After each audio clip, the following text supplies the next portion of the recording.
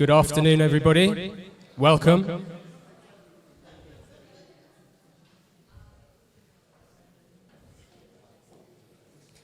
Welcome to the Serbian Club for our Westway AGM this year.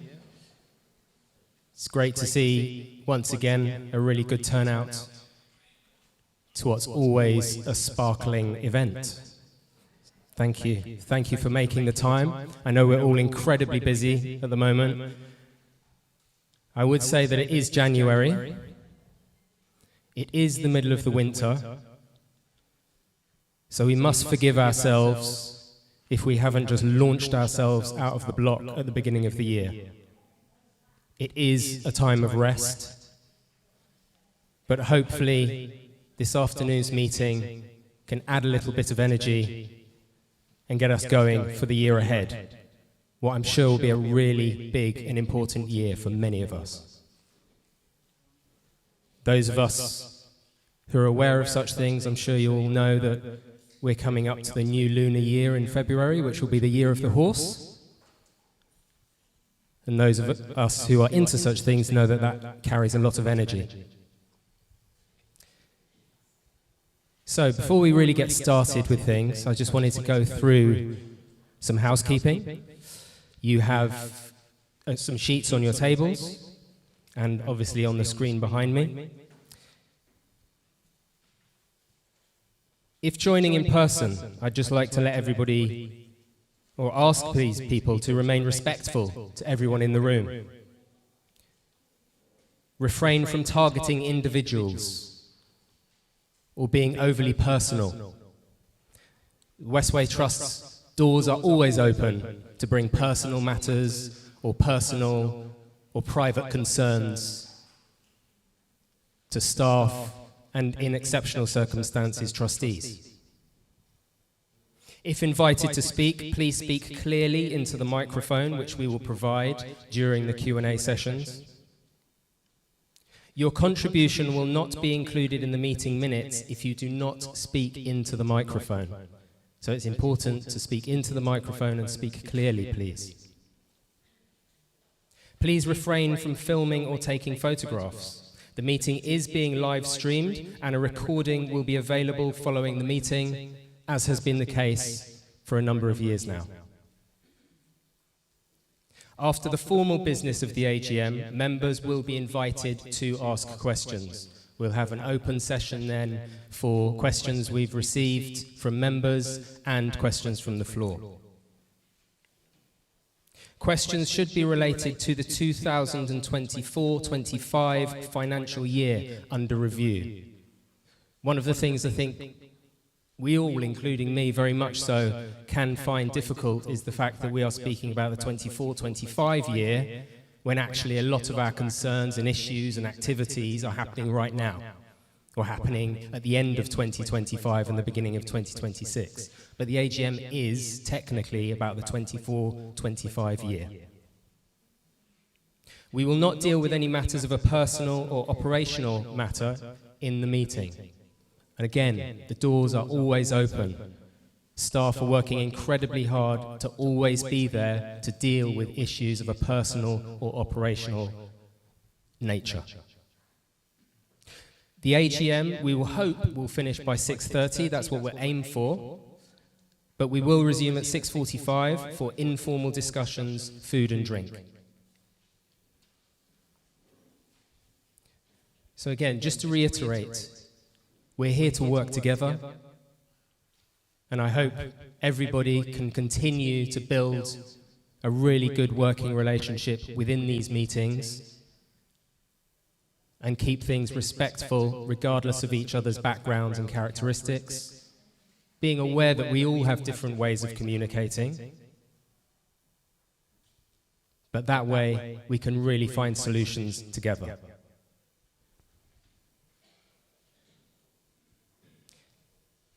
It's been a really incredible year, a busy year for so many of us. And many of you in this room will be aware that it's my final year, it's been my final year as a trustee and chair at Westway Trust, and therefore this will be my final AGM. It's been an incredible time, and I'm very pleased to say that we've been putting a lot of thought and consideration around succession and around who takes over the leadership of the board and how that happens. We've come to conclusions at the board that 3 trustees will work closely together to lead this organisation from here, and they are Andrew, Minal, and Ruth. When I step down, there will be an openly recruited vacancy. I was recruited in a way that no other trustee had ever been recruited before, with a very purposeful, intensive, and community-involved process. And I'm very happy and proud to say that all 3 of these trustees have gone through similar processes since my recruitment. And so there will be more recruitment following in that way. There will be the openly recruited vacancy, and there are also 2 vacancies for member organisations to put forward trustees. It's a really important time for people in this community to come to this organisation and support it with its work. A really important time. So much has been done to really get into motion an organisation that can work better for and with our communities. There is so much more to be done, and we all know that people still have issues to contend with, concerns to raise, and that's fine. But now, this organisation is led by us. It is not led by the council. It is not led by people outside of North Kensington and West London. It is led by us. And that means it is our responsibility, all of us, to make this organisation work for us. It is not for us to point fingers or throw names from glass houses. It is for us to work together, to be mature, to show our youngers how to behave.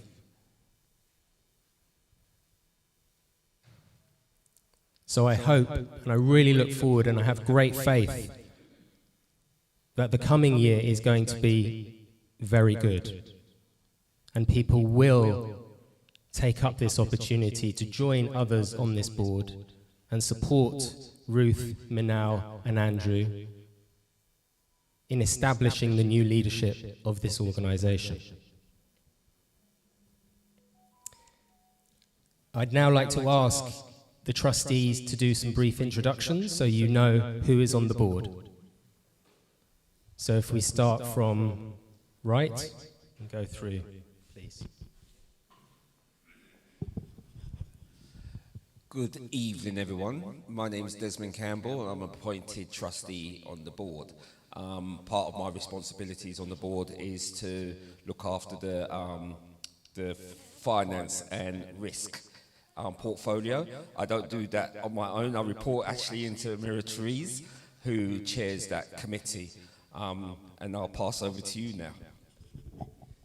Good afternoon, everyone. My name is Marie-Therese Rossi. I am a council-appointed trustee. I've been here on the board for about 5.5 years, and I am the interim chair of the Finance Committee. Hello, everyone. Good evening. My name is Ruth Daniel, and I was an open recruited trustee, so I've been here for 2 years. And I sit on the Charitable Commission Committee, and yeah.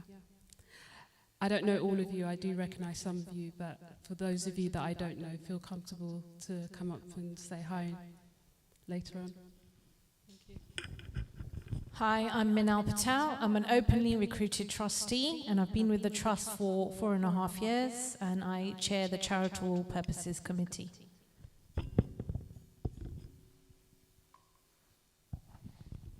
Yeah, good evening all. My name is Abdullah. I'm appointed from the local authority. I've only joined the board, I think, back in November, not long. Good evening, everyone. My name is Andrew Abdeliza. I'm an openly recruited trustee and have been on the board for 2 and a bit years. Hi everyone, I'm Huey Walker. I joined the board just before COVID, and I'm coming to this end of my second term this month or next month. And I sit on the main board, and I also sit mainly on the Property and Place Committee, and I'm a member elected trustee, and that's all of us, I guess. And just to add that there is one trustee who unfortunately is not joining us today, and that is Jonathan Kelly, who is another openly recruited trustee. How many trustees live in North Kensington? One, two. Off the top of my head, I'm not sure. I think it's 3 or 4, maybe 5. But we'll come back to you. We'll come back to you on that. And if it is a minority, again, great reason for people to join the board, isn't it? We have vacancies. We have 12 spaces on the board. When I step down, there are 8. That means 4 vacancies. There's no excuse for there to be a minority of North Kensington residents on this board. But it's not down to me. So, moving on. It's really important. Tom, we can come back to it in a moment, but I'd like to move on. I'd like to move on to a really important part of the meeting, please. So, another very important part of the meeting. Thanks, Tom. I'm inviting you now to join me in an important moment of silence.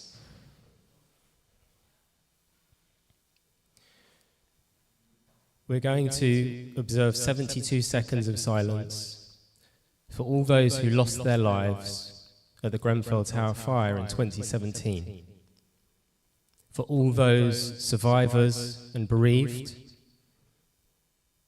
and in solidarity for all who continue to suffer, who continue to be affected, as so many are, by that entirely preventable and terrible event. I'm sure we're all aware that as the tower begins to come down, and as it has been coming down, so many of us will feel so many things, conflicting things. Absolutely. We'll struggle in so many ways. And it will be hard to see one of the biggest, most powerful symbols of our fight for justice no longer on our skyline. That fight for justice will sink down into us, and we will carry that fight. And I know, given how important and powerful the silence is for us, the silence will continue to be a part of that fight for justice. Please observe 72 seconds.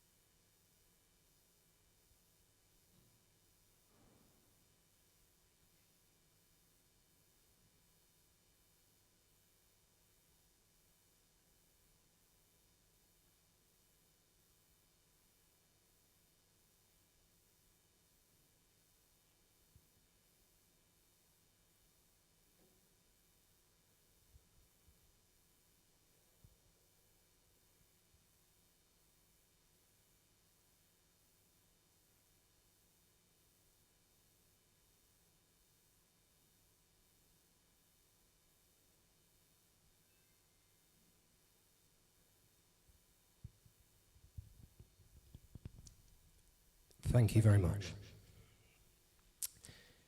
We will now move to the apologies for absence at this meeting. The apologies that I've had recorded are Abundance Arts, Age UK, Kensington and Chelsea, Gloucester Court Reminiscence Group, Kensington and Chelsea Social Council, Latimer Community Church, Making Communities Work and Grow, Open Age, Trellick Tower Residents Association, and the West London Bowling Club. We'll now go into some reports from our subcommittee chairs. We have 4 committees at Westway Trust: the Charitable Purpose Committee, the Property and Place Committee, the Finance, Audit and Risk Committee, and the People Committee. So if we could please begin with the Charitable Purpose Committee. Thank you. Good afternoon all.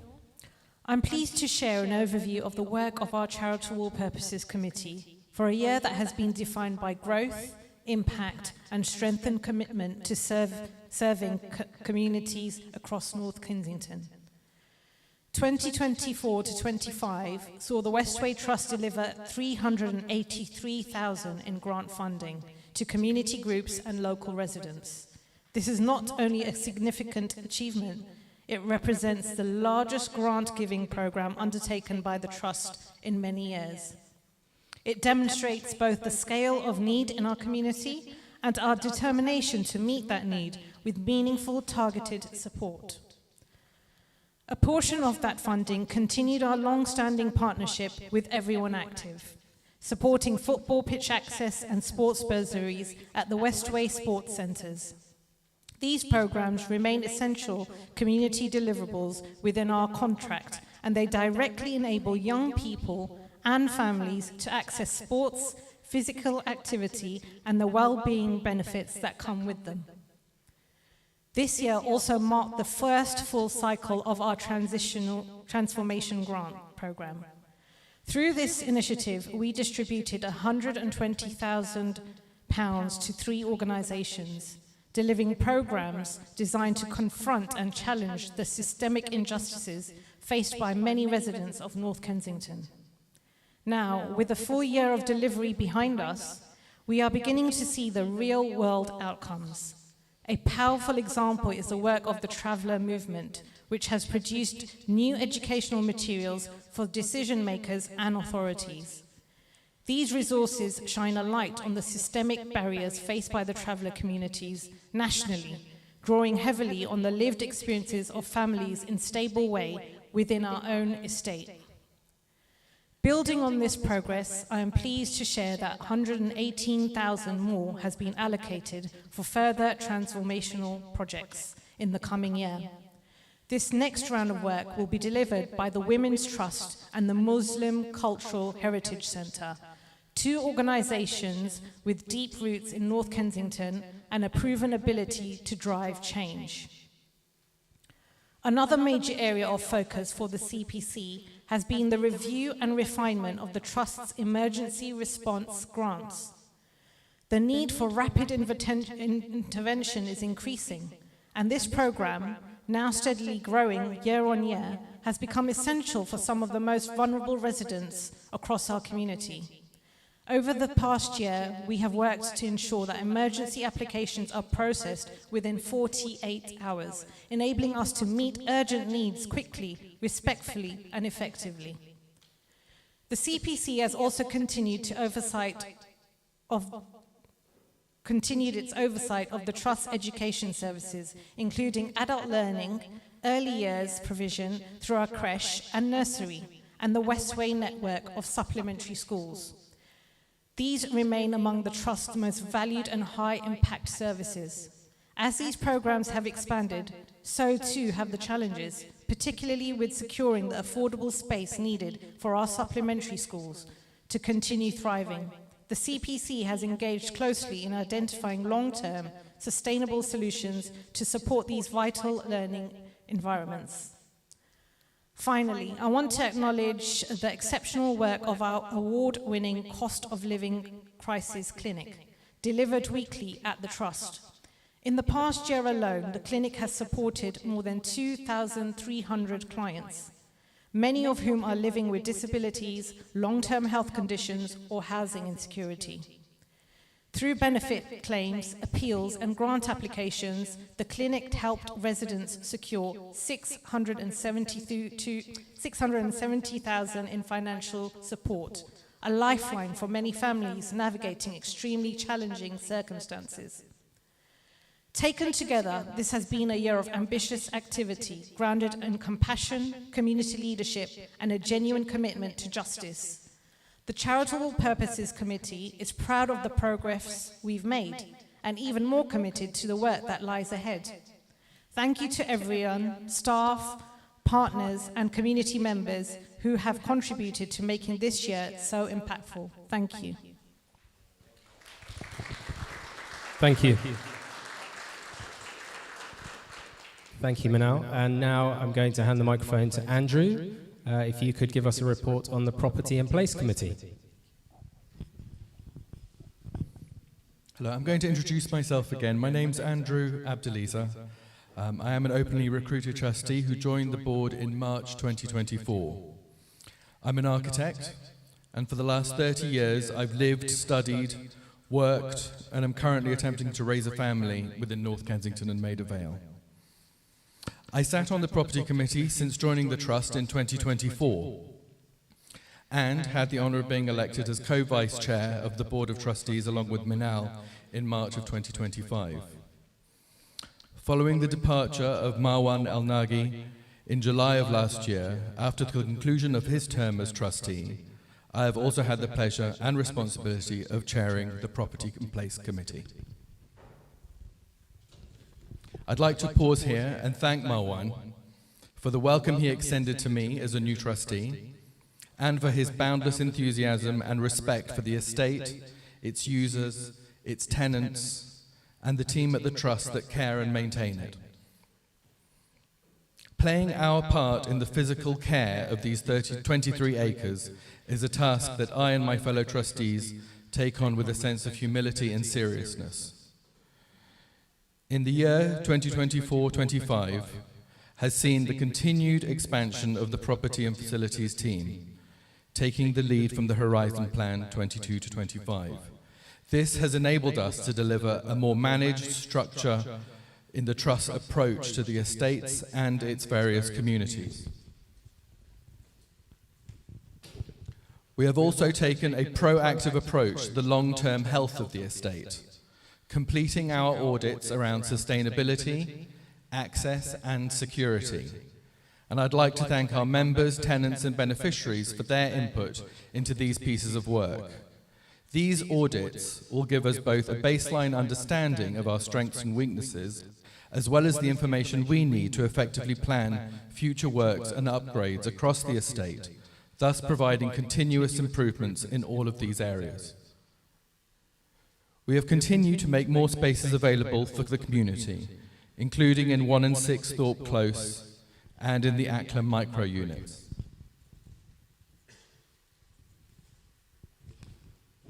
We have progressed and completed the Community Street project, including Westway Sports Centre Pear Tree Walk, re-levelling and opening up of Acklam Walk, new lighting to Westway Sports Centre, Maxilla Walk, Moulton Road and Acklam Walk, completion of the Acklam toilet refurbishment and the recruitment drive for our attendants there, and the opening of the Info Hut on Acklam Walk.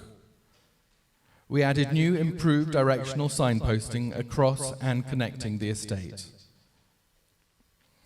Through a partnership with Grow to Know, the landscape and pavilion in Maxilla Gardens has been completely transformed and is an amazing example of thriving biodiversity and thoughtful landscape design, providing a vital and restorative community asset.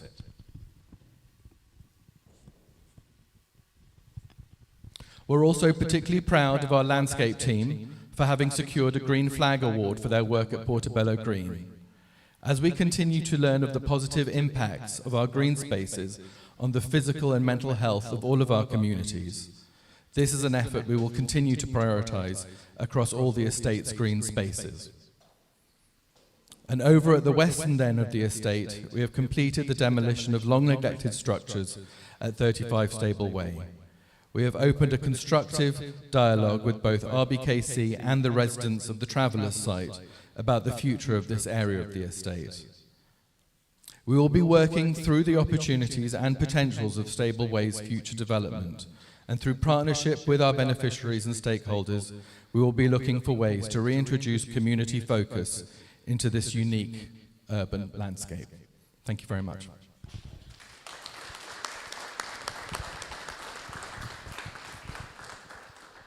Thank you, Andrew. Next up, I'll be reporting on the People Committee, because as well as chairing the board, I have also chaired the People Committee since 2022. The committee's main roles are to oversee the Trust's people strategy, policies and processes, ensuring that they support the Trust's determination to put the community at the heart of all we do and our ambition to become an employer of choice. The committee also oversees work on trustee recruitment, induction, training and development. The committee met 5 times during 24-25. My trustee colleagues were Minal Patel, also Neve Graham, and with other trustees attending some meetings, especially Ruth Daniel, who I am glad to say will take over the chair from here. My thanks to all trustee colleagues, and in particular to Neve, who stood down from the board shortly after the year under review. Her insights from a younger person's perspective have proved very useful to the work and have been a key example of why diverse voices at board level are so important and necessary at the Trust. We also welcome 2 co-optees, Nastasia and Kay, who have brought with them different and helpful professional perspectives on the committee's work, as well as strong connections with the local area.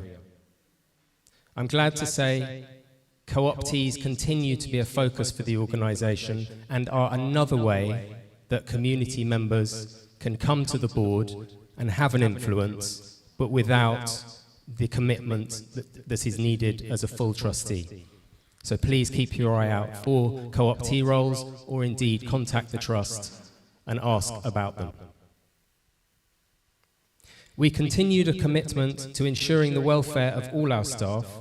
A range of well-being workshops and seminars were offered, including a pilot of sessions provided by St Charles NHS, and we have now implemented a focused well-being space on the staff intranet. We had 79 staff on the payroll at the end of March 2025. 27 different recruitment exercises took place, and around 700 applications were received in total. We have continued to expand the channels through which jobs are advertised, including finding ways of better targeting jobs that local residents are likely to be particularly interested in, and as always, are open to further suggestions or ideas on how this can be improved. We had a focus during the year on raising the Investors in People standard, with a review in November 2024, and I'm delighted to say that Westway Trust were accredited the Silver Standard, 2 levels up from the previous rating. I want to congratulate everyone for the time and energy that was put in to address those areas that the previous assessment had identified as needing more work. And with that, we are now aiming for a gold accreditation in our next assessment, with the aim being to achieve that within the next 2 years. Our annual staff survey continues to provide us with valuable information on those aspects where staff feel we are doing well, and those aspects that staff tell us require further development and improvement. Thank you to every staff member who is open and honest and frank with their feedback, and of course for all the constructive thoughts on where improvement is needed.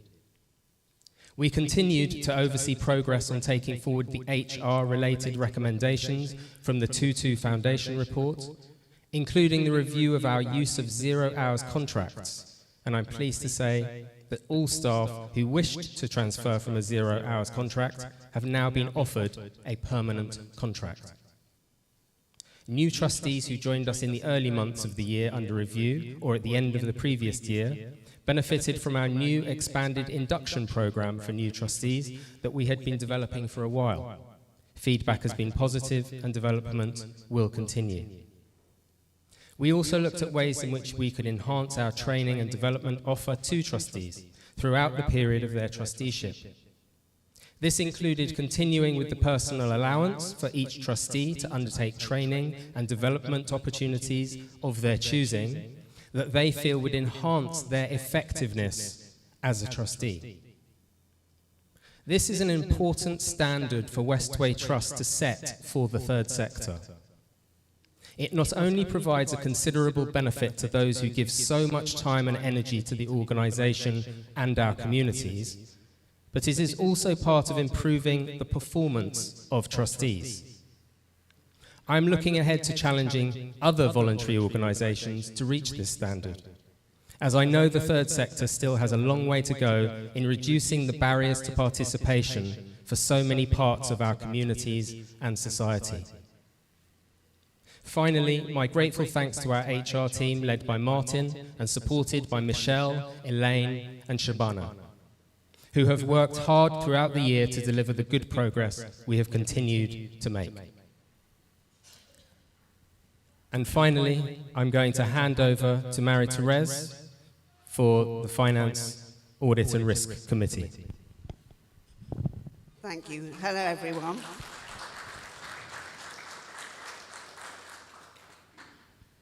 Hello. So, my name is Marie-Therese, and I am the interim chair of the Finance Committee, the Finance, Audit and Risk Committee at the Westway Trust. And I would like to give you an overview of the accounts for the Westway Trust for the year 2024 to 2025. And the accounts are included in the papers on the desk if you would like to refer to them.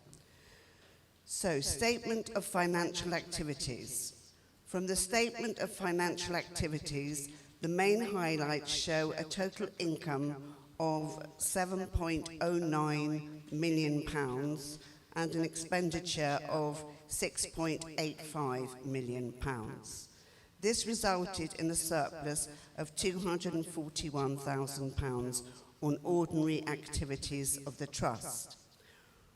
We also experienced a reduction in the valuation of the estate to the tune of £842,000.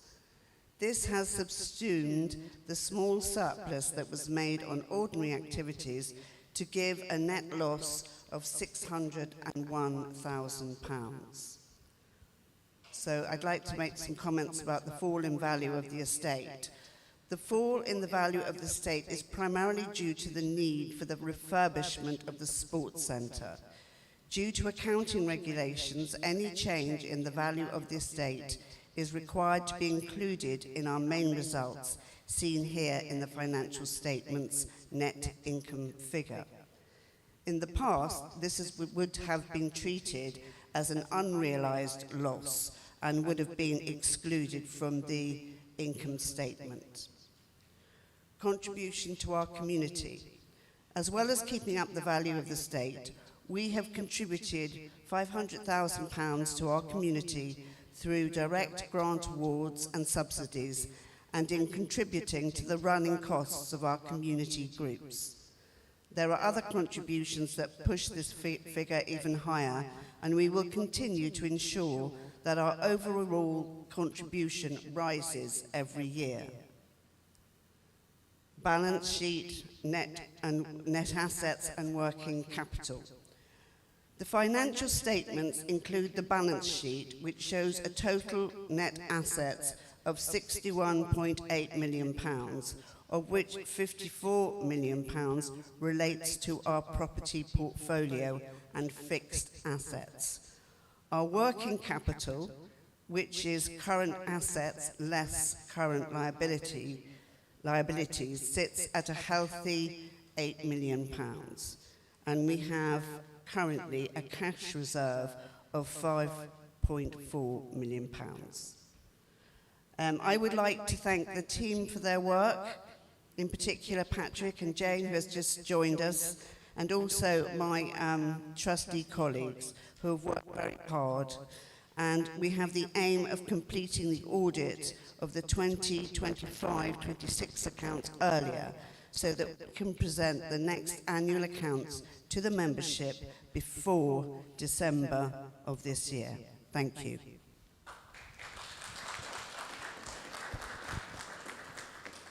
Thank you very much, Marie-Therese. So we're now going to go forward to the formal business. And as a reminder, the formal business takes into account an ordinary resolution for members to approve the minutes of the annual general meeting held on the 27th of March 2025, a resolution to receive the trustees' annual report and accounts and auditor's report for the year ended 31st of March 2025. And there will be time for questions before each of these votes. There is also an ordinary resolution to reappoint Moore Kingston Smith as the Westway Trust's auditors and authorise the trustees to fix their remuneration. So everybody should have their voting cards with them. It's the same process as last year and years before. You'll have some different coloured cards that you'll need to raise into the air. And we'll have staff members come and collect those cards and count them up before I will deliver the result of the vote. You should have 3 cards. One would be an agree, like a yes. One would be not agree, and the other's an abstention. So firstly, are there any corrections to the minutes of the AGM held on the 27th of March 2025?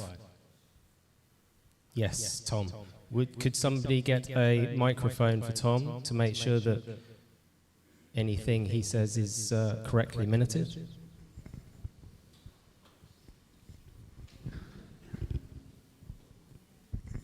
I gave you a list of possible levels of compensation for racism and hatred of women, and they're not recorded in the minutes. You put in a fairly bland statement that I raised issues of racism and issues of misogyny, but you haven't put in the actual amounts, and I think you're just doing a lot of flannel. I don't think you're going to tackle the issue. I think those people have to go to court, and there's lawyers who will probably come forward and do it based on a results basis, because there's no evidence that you're actually going to change. Some of that can come back in questions later. The main issue is you haven't put down the amounts of money. That was deliberate, and I'll leave it at that. Okay. Thank you, Tom. Thanks for making that clear. Any other comments on the minutes of last year's AGM? No? Okay, in that case, we will move to vote for the approval of the minutes of the annual general meeting of the 27th of March 2025. Those for, could you please hold your cards in the air, please?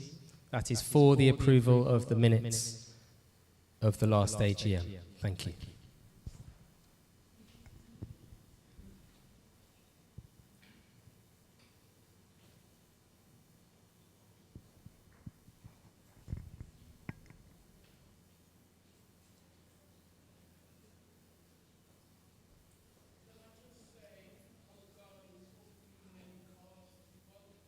Sorry, say, sorry, I can't hear.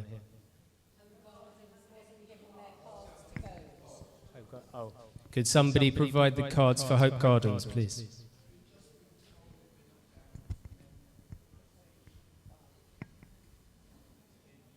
Oh, they're not a member. That's a bit weird.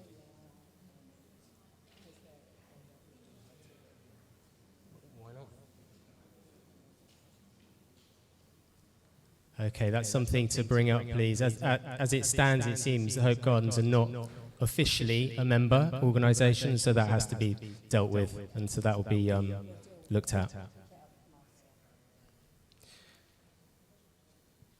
Okay.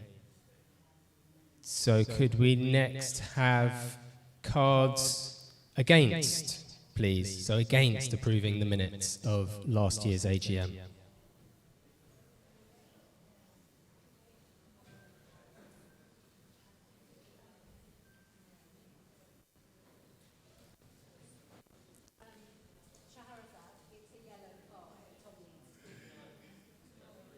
No, it's fine, it's green, but in a separate bit. Sorry. And then lastly, could we have any abstentions, please? Any member groups like to abstain from approving the minutes?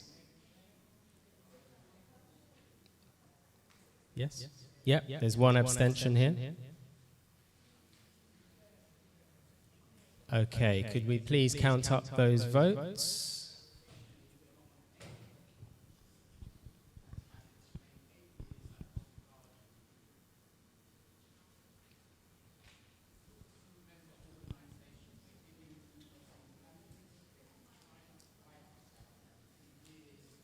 Thank you very much.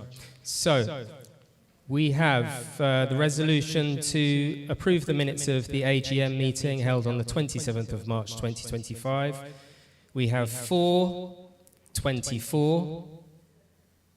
against 2, and abstentions 1. So that carries the vote to approve the minutes of the last AGM. Thank you very much. And so then on to our ordinary resolution to receive the trustees' annual report and accounts and auditors' reports for the year ended 31st of March 2025. And again, I'd like to open the floor for questions. Are there any questions on that resolution? Yes, Tom. Again, could we have a microphone, please? A few questions. The land on Acklam Road, which is being used by a restaurant, have you sorted out the rent on that yet? It should be in these accounts. I've raised it with the Chief Executive in the past. She's well aware of the issue. Sorry, I've forgotten your name. The guy who's an architect can look into it. It should be dealt with because land and charities is very important. Thank you. We requested a few years ago at board level, in fact, we instructed that the auditors will be given a list of all the buildings that are in place. This goes back to the past history when Ebony was demolished largely because it was Black Caribbean and the Carnival workshops were demolished, which was before my time. And so we said as valuable assets are being knocked down, and that was probably when Roger Macklem was Chief Executive, we'd like to keep a tab on what buildings there are. So if some disappear, we can ask questions. I know buildings have disappeared on Stable Way in the last couple of years. I understand the reason why. I don't know the details, I'm not going to comment. But I would like to go back to, or have in place the system that they do an audit. It's more than an audit of physical assets, because I don't care about the photocopier, so long as it works, okay? I'm not worried about somebody stealing it. What I'm worried about is this history of assets being demolished, and that the auditors were instructed to keep a tab on it. The movement of the auditors down to Sussex and then back up to London may have confused the issue, but I, as a trustee who put that in place, I'd like it to go back in place. Thank you. Yeah. Great. Thanks, Tom. Great comment.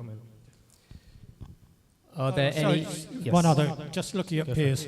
For a second, I'm not sure which resolution. We opposed, a long time ago at Maxilla, we opposed Kingston Smith as auditors on the grounds that they've been around for too long.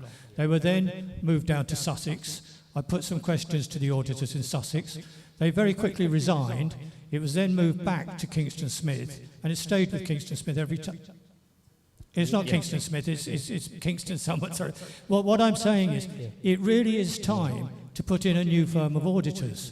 You just do not do 10 years with one auditor. That's the way England works. You just get too many friendships. I'm not just going to say anything else, but you get friendships developing, and then auditors aren't as critical or as analytical as they should be, which is why I recommend... I agree. 100% aware of that issue, and I think Venu would like to say something on it. I could certainly add a bit if needed. Yes, and Venu will also respond to your questions. Thank you, Tom. So the first question Tom raised was about a strip of land which a local restaurant had put some of their assets on, and has since put up an awning. And Tom's view, and actually the view of the Trust, is that that land belongs to the Trust. It should be returned to the Trust's estate. And one of the suggestions Tom made was that we should be invoicing them for that piece of land. We have tackled that in the year, and that is in the process of being brought back into the Westway Trust estate. The second was, is there a buildings list to avoid, let me call it, surreptitious demolitions and a loss of history? So yes, we have a list of every single building. It's provided to the auditor every year.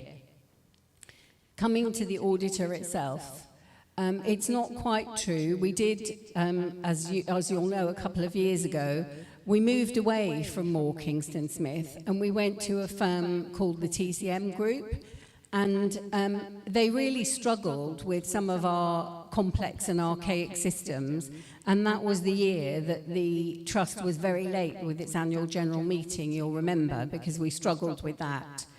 What we've since done is we've commissioned a complete overhaul of our systems, some of which were more than 30 years old, particularly our property management system, and we're currently going through an IT and business management system review.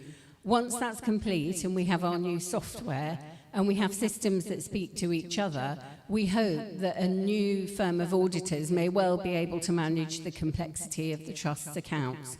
So at that point, which is probably not this year but maybe next year, we have undertaken to this meeting to go back out for tender for our auditors. Thank you. Thanks, Venu. And yeah, just to reiterate the point that at board level, we are totally committed to changing the auditor. Hence, we did it previously, but the practical impact of that at the time, as Venu has said, on the archaic systems was very, very difficult. One of the things, having come in here 6 years ago at the Trust, I wasn't really prepared to face that kind of operational issue, those kind of systems just not really being fit for purpose in the early 21st century. And that's been one of the biggest focuses, actually, of the transformation, to build an organization that can actually deal with what this community demands and frankly needs and deserves. So it is a commitment, just to reiterate, from the board to change auditors, but it is going to take some time once the systems are properly in place and fit for it. Yes.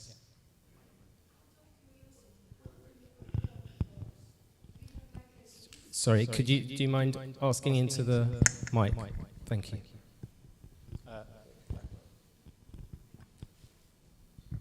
I just got very curious, how do you appoint those auditors?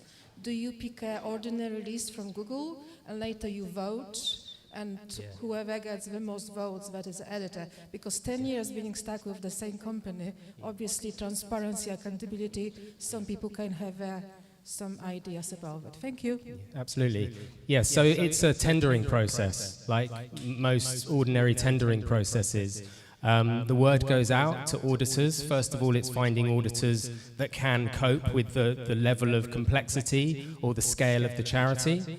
And then it's bringing them together and going through a tender process, which involves panels. Previously, when we brought on the last auditor, that included a community member who actually joined the panel. And so the Trust is always open to that, actually having community members and community expertise coming in to support a tendering exercise or recruitment exercise. And that's how we found the previous organisation. But little did we know how challenging that would be.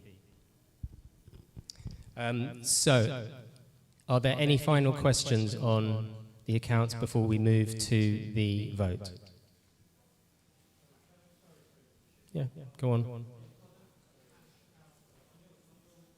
Oh, sorry, Tom, could you again just put it into the mic just so it's minuted properly? Thanks. On your cash flow statement, which is on page 39, you've got a cash outflow of almost 2 million, 1,935, and that's referred to in notes 24 and 25. I would have thought, out of politeness, you would explain what that is about, because it's a big number.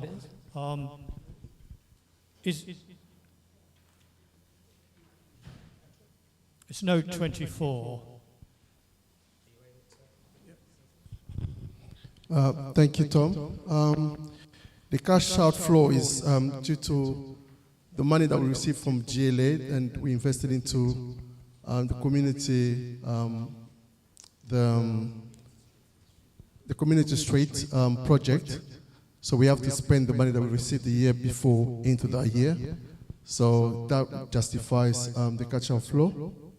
Okay. No, that sounds reasonable. I assume that was a debtor then. It says increase, decrease in debtors. I'd have to think through because I'm getting a little bit older now. So you're saying you were holding money which was the mayor's money. Yeah. It's not GLA. You were holding GLA money and Yes. you spent it on community. Yeah, the project delayed a little bit in that year. We didn't spend it, and we spent the year that followed. So that justifies it. Okay, Thank you. my sort of reading of it was that it was a write-off of debtors, but you've said what you've said, so that's it.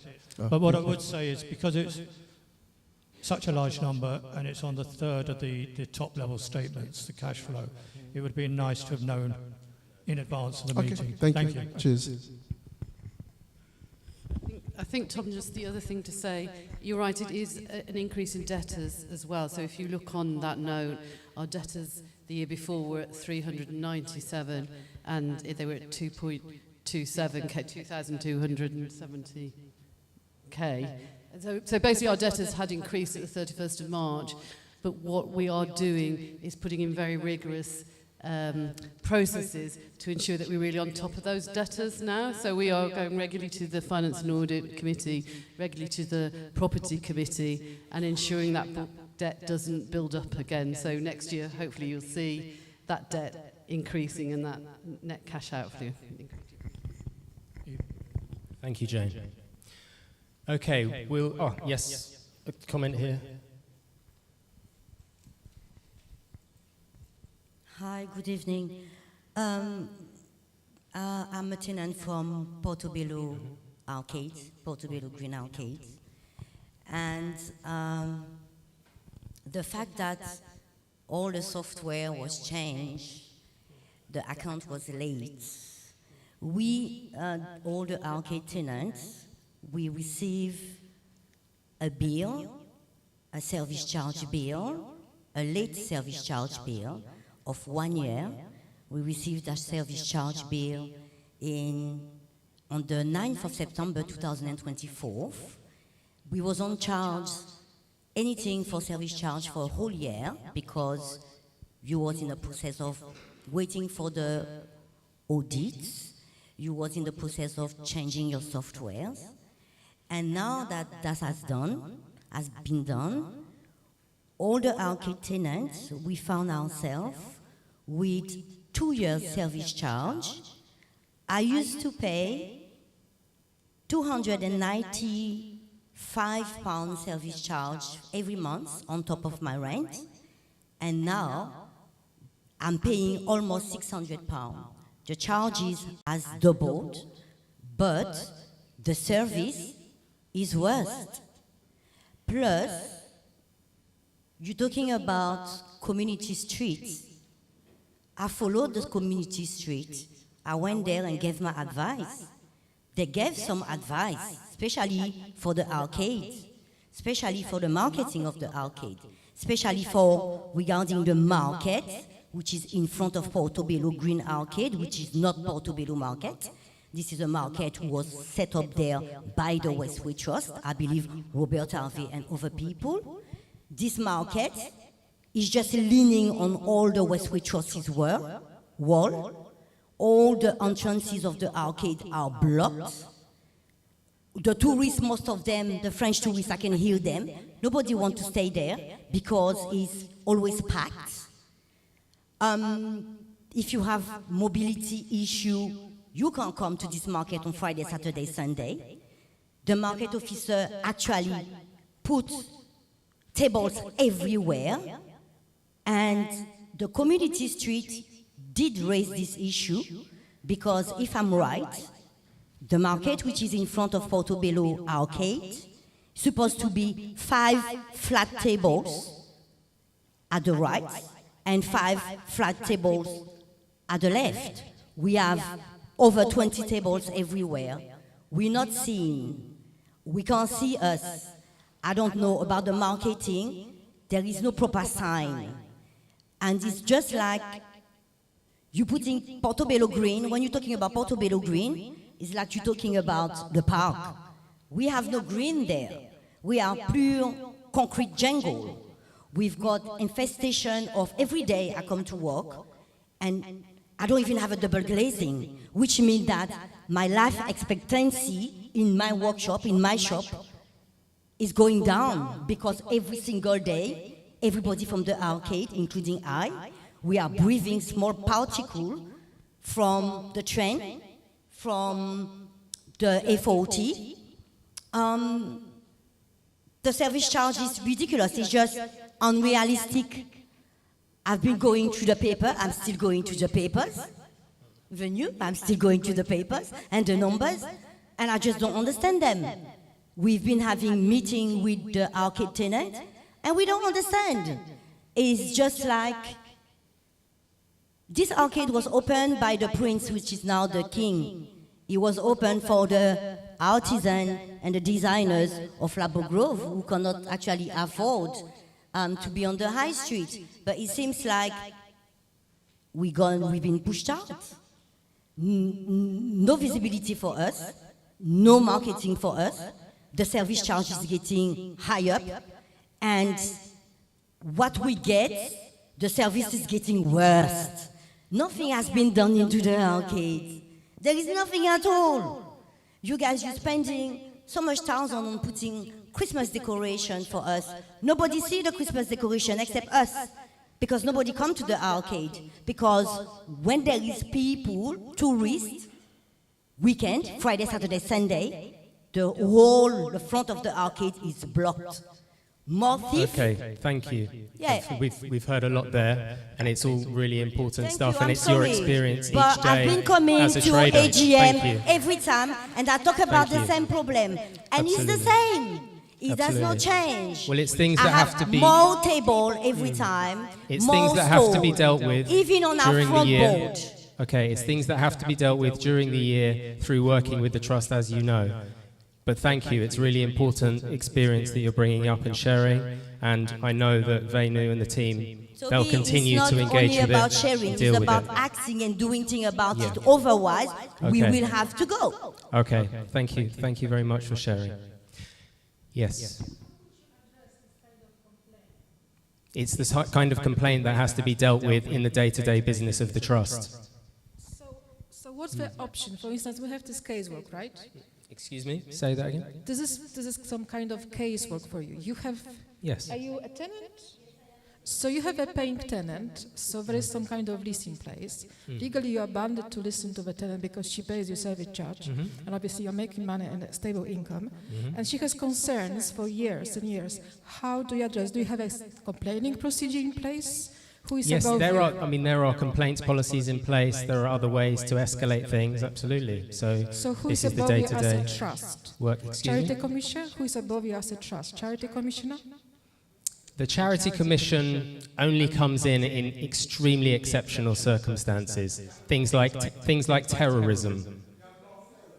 So You are charity, the right? charity yes, but the Charity Commission is under-resourced and understaffed, I can tell you.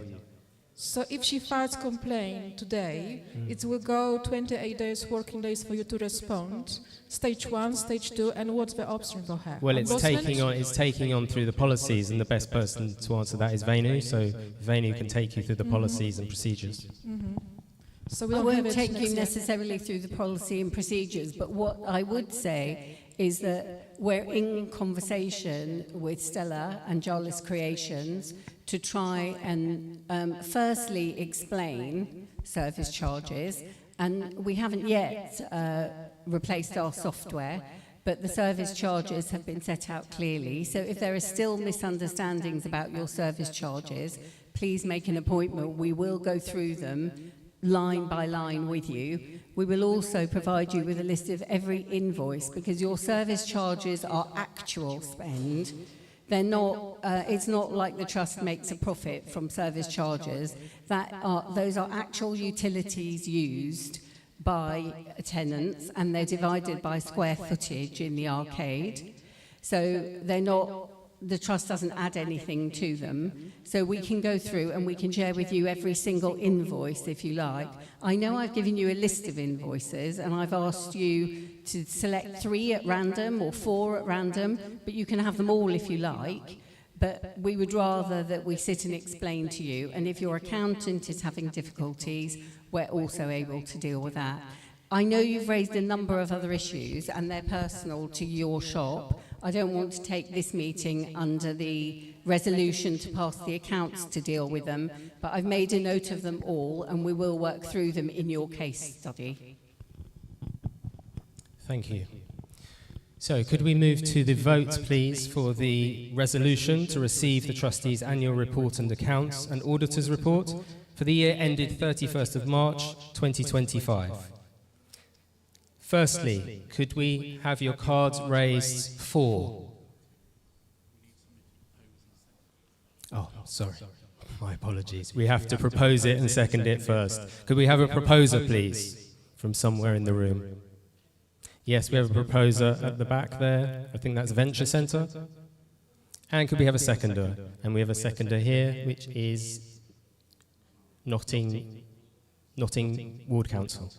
Thank you. So, on to the vote. For first, please. Could you raise your cards for?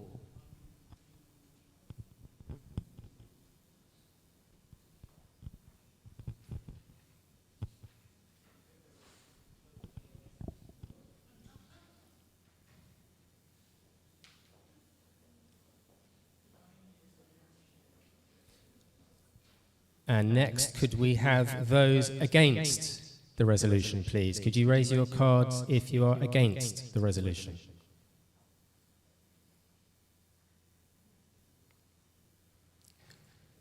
And finally, could we have any abstentions? Any member groups who would like to abstain from the vote?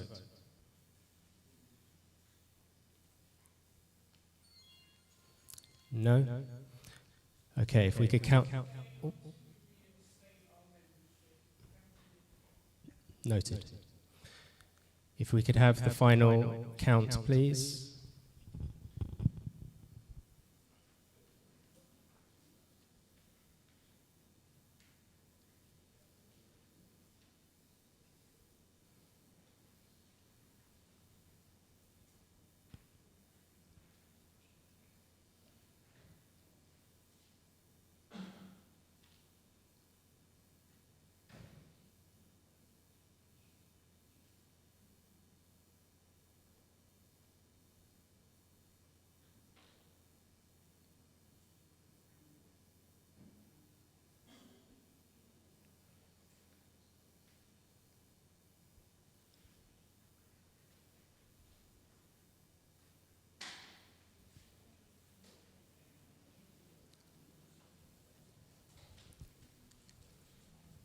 Thank you. Great. So we also have some proxy votes. And for this resolution, we have 3 for, and then we also have 5 as the proxy sees fit, which will effectively be 4. So that's an additional 8. So we have 4, 27, plus 8, that's 35. Against, we have 2. And abstentions, we have 0. Thank you very much for carrying that vote. And the second ordinary resolution today is to reappoint Moore Kingston Smith as Westway Trust's auditors and authorise the trustees to fix their remuneration. And again, could I ask for a proposer for that resolution, please? Yes, we have a proposer there. Is that Lancaster West? Propose. And second, please. Someone second. Yes, and we have Westway Community Transport to second. Thank you very much. So, moving to the vote, and could you raise your cards for, please? For, in support of the resolution.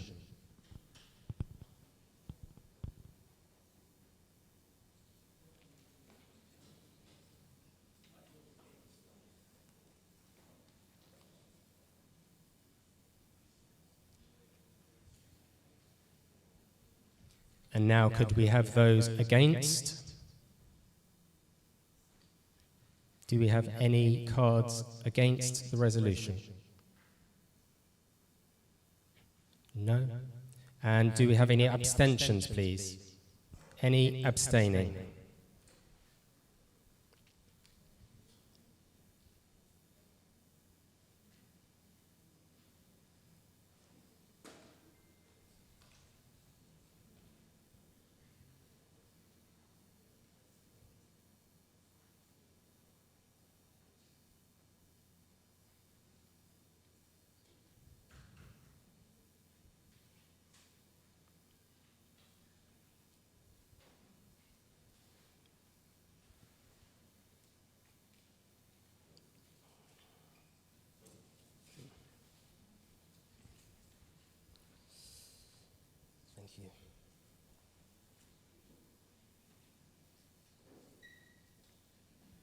Okay, and on this resolution to reappoint the auditors, I have a number of proxy votes again. I have 2 for, and I have 6 as the proxy sees fit. So again, that's a total of 8. And so we have 4, 24, plus 8 is 32. You can tell I've been doing maths with my kid. And 0 against, and 3 abstentions. Thank you very much. That carries all of the resolutions for the AGM. Thank you.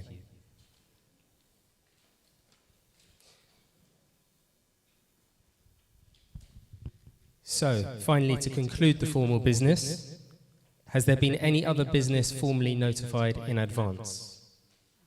No, we've had no other business, and so that concludes the formal business of the Westway Trust AGM for this year. I'd like to extend a warm thanks to everyone, especially for those who gave comments and provided additional minutes. Thank you for your attendance, and now we're going to move into questions from the audience and from members. Thank you.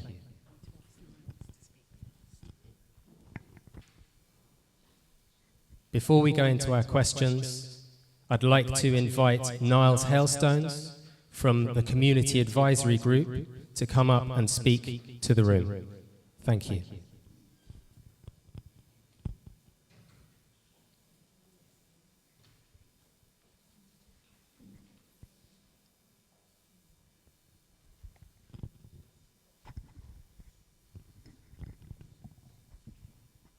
Almost got away with it.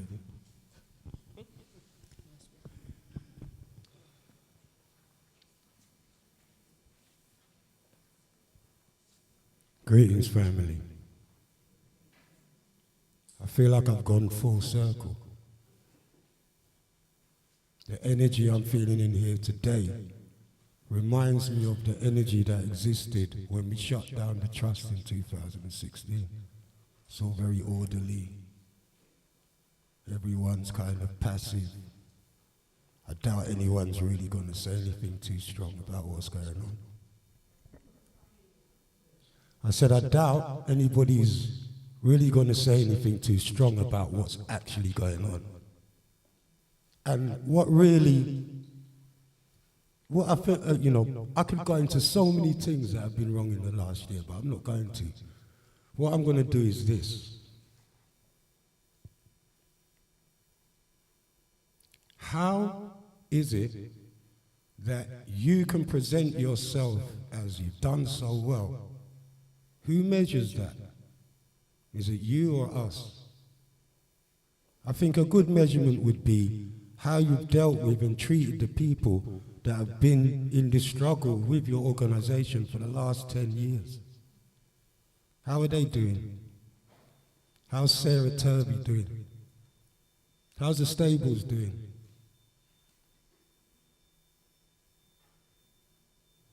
How's it going?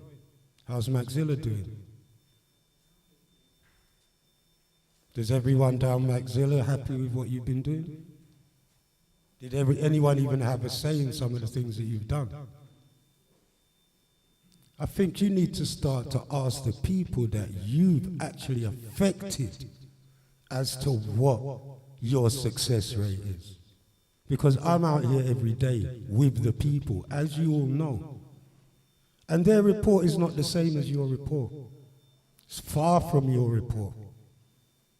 Your report is carefully coached in corporate language and all the right signs to show. And Toby, you've done a great job of covering up everything that's happened. Perfect. I'm glad you've trimmed, because that would make it even worse. But you sit now there in the corporate clothes that you never used to wear. The fact that you haven't even attended CAG meetings for over 2 years, 2 years, yet you sit with other groups talking with them about the future of the African Caribbean community. But you have not even attended our meetings for over 2 years because of your arrogance. Exactly, see it there? No, because that's just wrong. So when's the last time you attended a meeting? No, so let's be clear. You're going to accuse me of not attending meetings through arrogance. Let's be clear, you use the word arrogance. Yes, that's not why I don't attend the meetings. You feel free to interrupt me now. Did I interrupt you? You can talk afterwards. No, but that's not why I don't attend the meetings. No, I can have my say without you interrupting, yeah? You just revealed the very same thing I'm talking about. He's just revealed it right now. This is what I'm having to deal with all the time. And this is what we had to deal with, because you didn't like what we were saying to you. And you didn't like how we were talking to you. Yeah? We are supposed to be the barometer of the trust. We're supposed to bring things to you so you can know what issues need to be dealt with. But you've never respected that barometer. In fact, you feared it. And you still fear it. And you still try to marginalize our voice. Just like the voice that spoke up from the middle here, and you just acted like it wasn't there. Yeah? But then the next person, you will let them talk. Yeah? It hasn't changed.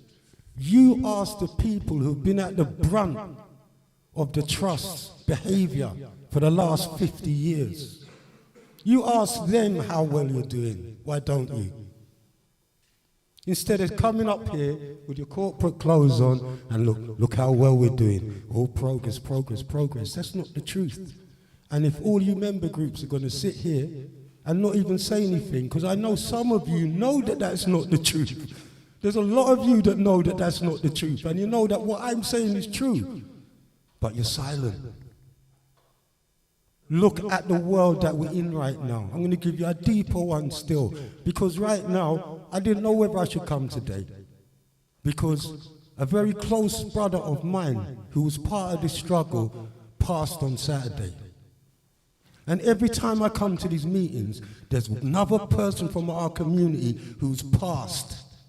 Not just because it was their time to pass, but because of the stress, the disrespect, and the lack of opportunity that still exists for our community because of the nature of this borough and how it views our people.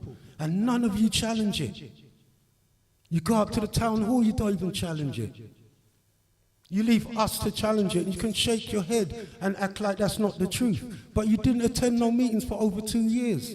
You left us high and dry. Now you're moving ahead. I'm disappointed, because you came in at the same point that we came in. You were here when we shut down the trust. But those clothes soon changed, and maybe it's not even your fault. It's the fault of your establishments, your organizations that don't even make it possible for change. Because the fact of the matter is, the Westway Trust in its present form will never serve the people, will never serve its beneficiaries, because you're a property development company. That's all you are. You're not a charity. How are you benefiting? The beneficiaries are, we are the beneficiaries. And we are also the people who's been at the brunt of 50 years of your legacy. And even when we try to move forward, you still fear. You still have misconceptions. When are you going to let go of something in your hand, give it to the community, and if they get it wrong, let them get it wrong? What's wrong with that? Because you getting wrong things all the time. You claim you don't want us, we're a risk to do this or do that. But tell me where you're getting it right. In your minds, in your cocoon, you may be getting it right. But talk to the people who's being affected by this organization. That's what you need to do. Measure it by Sarah. Measure it by us, who fought for this truth to be here, yet still the truth is still too dangerous to deal with. And we have to keep plugging on, because no one really wants to deal with the core of it. The world that we're in right now, yeah? You see what's going on in America? You see what's going on here? Rise of the far right and everything? What are you going to do if the government is far right and they tell you this is how things going? Are you going to do the Simon Says thing you did in COVID? You're going to do the same thing? You're just going to go along with it, aren't you? Because you don't have a backbone to go against it.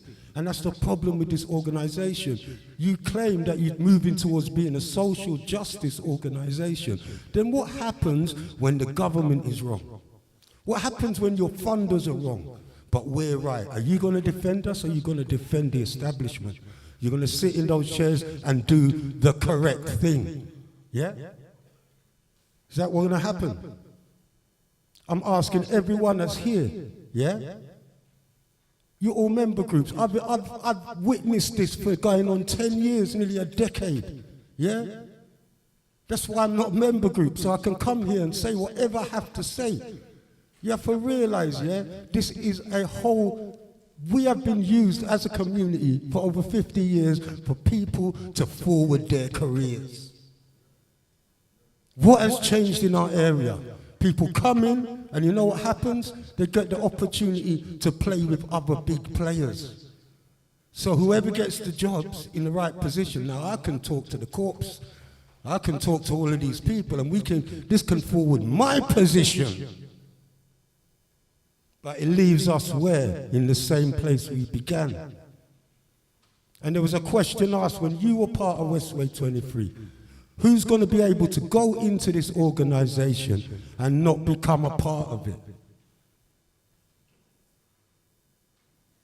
It's wake-up time, because if everyone stays quiet, what's going on across the Atlantic is going to be happening here soon. You understand?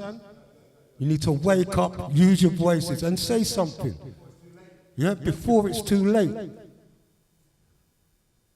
I'm done. I don't know what more to say, because we're dying out here and you're not doing anything about it.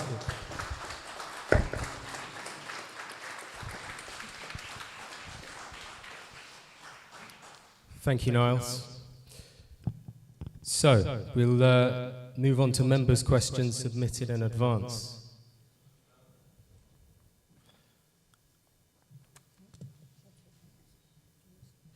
Yes, please.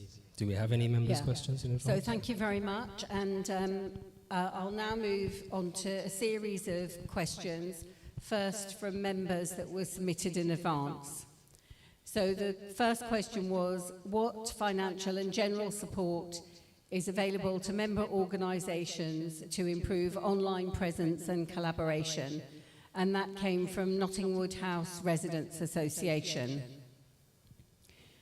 We're investing significantly and strengthening engagement with our member organisations.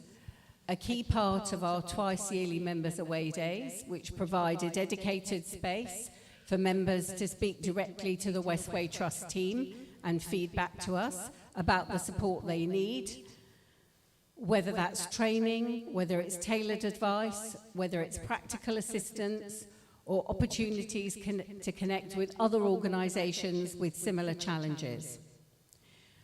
We've also commissioned recently Ubuntu Pledge to do some specific research to address members' needs, and they've produced a very good report which we're able to circulate.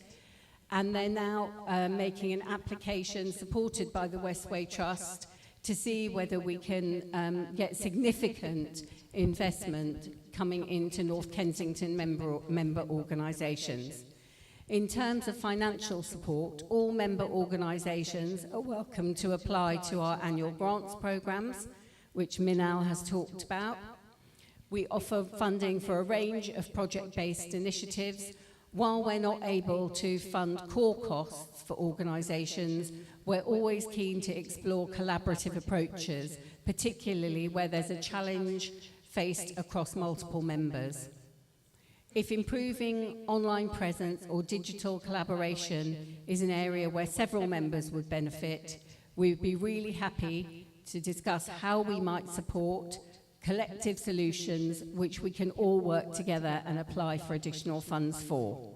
So thank you very much for that question. We have another question. This is from Medea, Somali Development Network. I'm aware that the Westway Trust has recently awarded grants, but it's worrying that some funding has gone to organisations based outside Kensington and Chelsea who may not have a depth of connection or reach within this community. With this in mind, I would like to know whether Westway is willing to review its grant-giving processes to ensure that local charities are prioritised and that the community can genuinely benefit. I would also like to ask whether Westway is considering ways to support the long-term sustainability of local charities, including reviewing and potentially reducing current charity rent rates. So to take the first part of that question first, all of our grants programs are designed with our Charitable Purposes Committee, and they have a single purpose: to benefit residents living in the 5 wards of North Kensington. We do prioritise supporting local charities and community organisations that deliver meaningful social impact within our community, and the vast majority of our grants go to organisations based here in North Kensington. Our Transformation Grants programme, again, which Minal talked about, focuses on long-term systemic change, particularly around tackling inequalities and advancing social justice. Where applicants to this programme do not have to be based within while applicants to this programme do not have to be based within North Kensington, they must demonstrate a clear commitment to delivering tangible benefits directly to local residents. A good example, as we've heard, is the Traveller Movement.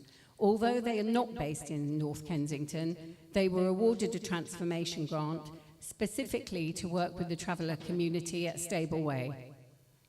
Their work shines a light on the systemic inequalities that Gypsy, Roma and traveller communities face across the country, using the lived experience of Stableway residents to drive change and amplify their voices. We remain committed to ensuring that North Kensington organisations can thrive, and we continue to explore ways to strengthen the support we provide. And Marie-Thérèse mentioned in her presentation that year on year we will aim to increase the direct amount we put into direct support for local communities. We want to look at how our wider policies and programmes can best contribute to the sustainability and social impact of local charities, and later this financial year we will be holding a meeting where we all want to share how social impact can be demonstrated and sustainability can be discussed. There are many other ways in which we offer benefits to charities working locally, for example, on subsidies with office space.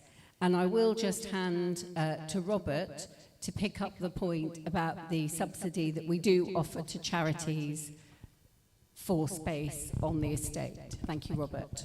Okay, so thank you. So those who are charity tenants on the estate, we have a valuation done every couple of years by external parties who value our estate and all our different premises. So that's offices, workshops, and retail shops. And based on that valuation, all charity tenants who are in occupation of office spaces get a 2/3 subsidy from the trust on their rental space. So if the rental was £25 a square foot, they will actually end up paying around £8 a square foot as a subsidy. So 2/3 of that rent is subsidised by the trust. And that's how the trust also helps charity organisations who are offering services on the estate and within North Kensington. Thank you, Robert. So now I'll take questions from non-members that were submitted in advance. I'll come to the floor in a little while. What is the budget for the regeneration of Stableway, as it's such a neglected part of the estate? So this question came from Paprika. I don't know whether Paprika is here today, but we'll get this answer to her. I'll first focus on the year under review. I think you're right about Stableway. We were not able to address the issues there as part of Community Street because of the scale and the task in Stableway was huge, and it needs to be tackled over many years. Community Street identified 28 projects, and a community panel made the decision on which projects we would take forward. The Trust has recently made the right strategic decision, which had been outstanding for many years, to invest in Stableway. However, last year we decided we would invest in improving the environment, which we have done. We have cleared the east side of Stableway. These were units that were either contributing to challenges around security or not paying rent, or affecting the cost of the Trust insurance premiums overall. We have so far invested about £250,000 into that area, and we have indicated to the Council that we expect them to match that investment. So far, I think the Council has spent around about £100,000, and we've made it clear to them that we still expect the 150 to match ours.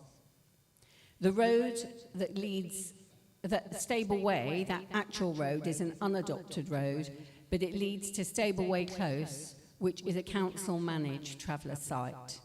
This level of investment would amount to just under half the funds that were invested in the whole of the Community Street project. The residents in Stableway are our nearest residents, and we want to make improvements that will positively affect their quality of life. I heard from Pat O'Donnell recently, who lives in Stableway Close, and he said, "We are pleased at the efforts the Trust has made to work with us and to make improvements in Stableway, particularly in the last 14 months. We think others should take their lead. We have not yet set a budget for future works, but we will continue to ensure that residents and tenants are informed and involved at every stage of improvement."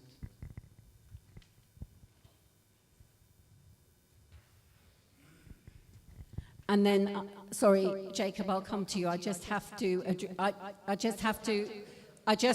address the questions that came from non-members in advance of the meeting, and then I'll come to you.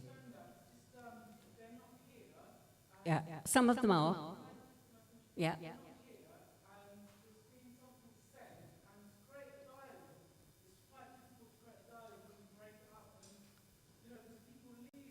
Yeah. Yeah.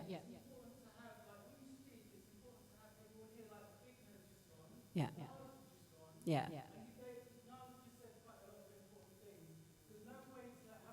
We will have a dialogue, but I need to address the formal business. No, at the moment we're not, but we will, and the sooner...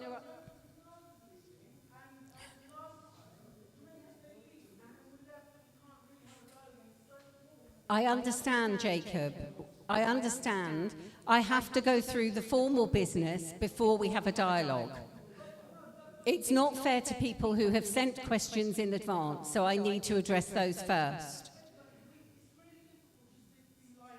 I know, but it's a formal process, and I need to go through it, and then we will have a dialogue.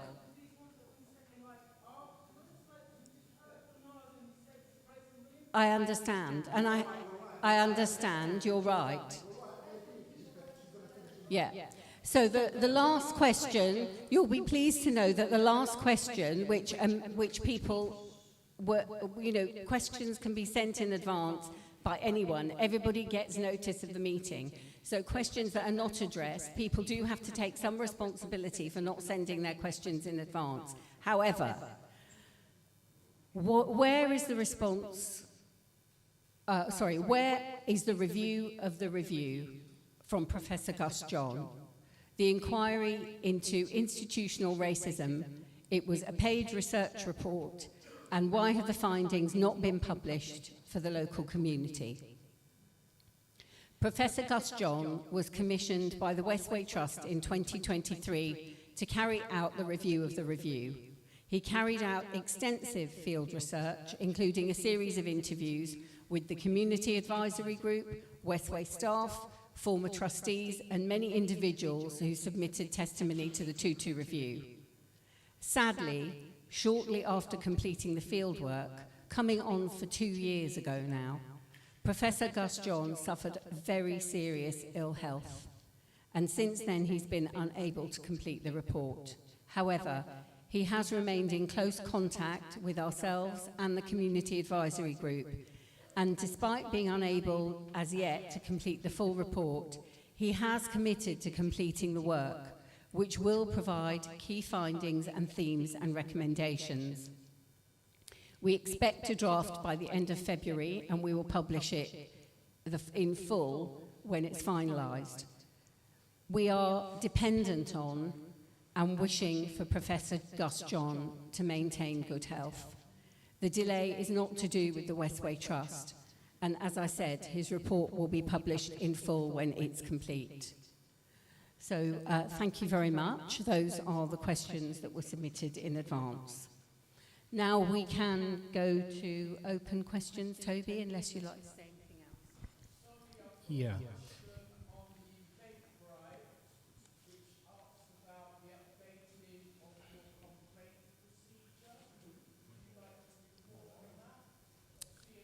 Oh.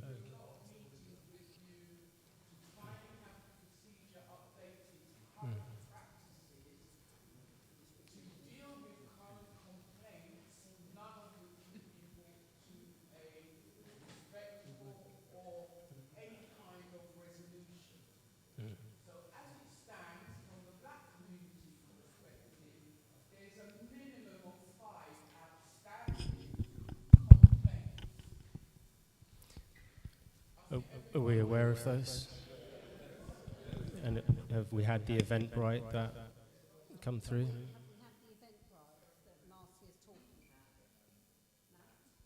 Have we had that question? I can take the one about the complaints policy. Marcia, sorry, we haven't had the Eventbrite that you're talking about. Please leave it with us. I do know that the complaints policy was reviewed in the latest batch of policies that was reviewed, though the reviews reviewed, I think, in excess of 20 policies between August 2025 and to date, and many of them have also been through an equality impact assessment. The other matters that you raise, please print them off on Eventbrite or give them to us in this meeting, and we will come back to you and report them to you, and we'll share that with the rest of the meeting. Thank you. 1, 2, 3, please.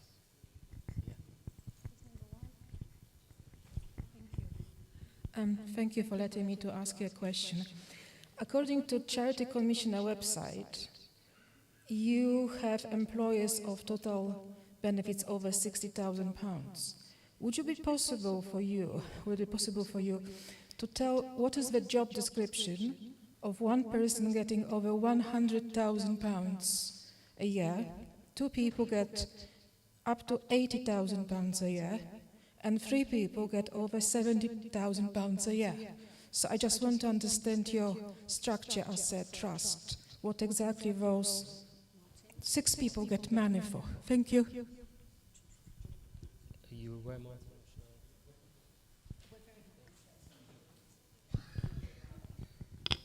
Yes, the figures that are in the annual report and are on the Charity Commission website, those are not just the actual salary that's paid to the individual, but they are the costs that go with that, so contributions to pension schemes and other matters. We can arrange for the job descriptions for those roles to be sent out to you, and you can then come back to us at any points you have once you've had a chance to look at them.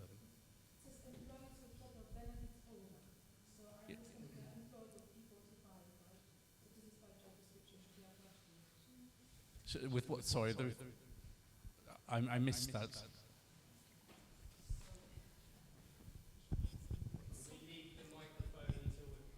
Sorry.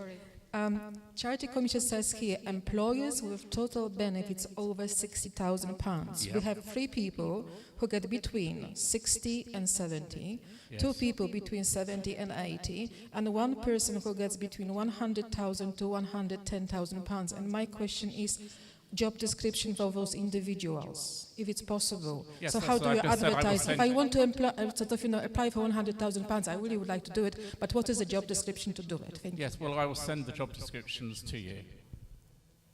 Yeah. Thank you. Then, yeah, next question. Hello, I'm Sam from Lancaster West Voices and Lancaster West United. Thank you for the meeting today, for this AGM and being transparent with us today. It's better than what we get on our estate because we don't have no AGMs, but we won't get into that. But it's a bit disappointing that only 3 or 4 members are from the North Kensington area. Yeah, that is a bit disappointing. I think like something needs to be done about that. Like Miles said, maybe you can set up individual meetings. It's good having AGMs, then maybe you can set up individual meetings with members' organisations at a separate time on each occasion. Yeah, and I'd also like to know, which I appreciate everything you lot do for Grenfell Tower and the support for justice, but finance is not enough. Helping out with a few events, that's not enough. Maybe we need more support when it comes to your social media, fighting for justice and things like that. As you know, in Lancaster West Estate, we're living on a building site. We're living next to a murder scene. And the refurbishment, as you know, it was £80 million short a couple of months ago. Now it's £104 million short. And as you know, it was a Conservative government when the Grenfell Tower tragedy happened. But now it's a Labour government. So we've got all that politics happening to us while we live in a shit. Excuse my French. Thank you very much. Okay, thank you. Could we have the question here and then at the back and then back over here? So 1, 2, 3. Yeah, could you also say who you are? That was Sam from Lancaster West Voices. Thank you. Did you want to answer? Yeah. Okay. Hmm? Yeah, well, you can answer now. Thank you. There are twice a year when we have members' away days, and we really encourage all members to come to those, because not only can we exchange dialogue and information, but we can talk to people on an individual basis. But also, any members are very welcome to set up a meeting anytime. So I'll do... Yeah, so please. Yeah, please. No, but please reach out on our behalf to everybody, and we will. We are really pleased to have meetings. The second one was about the... the Grenfell and... You support us every year, which we appreciate. Lancaster West Voices, and we do an event every year on the green, as you know, and we appreciate that. But we want more than that. As you know, after the public inquiry, when the Sir Martin Morbick found everyone guilty, the council, the government, the cladding companies, the fire brigade, everyone's been found guilty, and I think this community needs to do more than just speaking twice a year. Thank you very much. Okay. Well, obviously, there's a lot going on with Grenfell, which the Trust is familiar with some of it, but not all of it. But on behalf of the Trust, I can say that our Grenfell Grants programme will continue until at least 10 years. And we are making every effort to increase the amount of money. Yeah.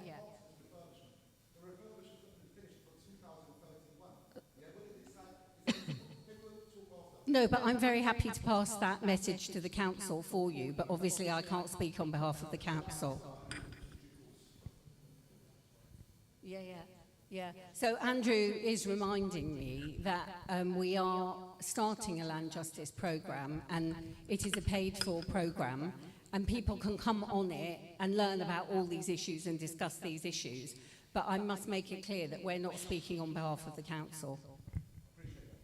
Thank you. Yes, please. Yeah, thank you, and really important questions, Sammy. So, I think a lot of what I've heard kind of delves into the project details and some of the ins and outs of what's going on, which is also important.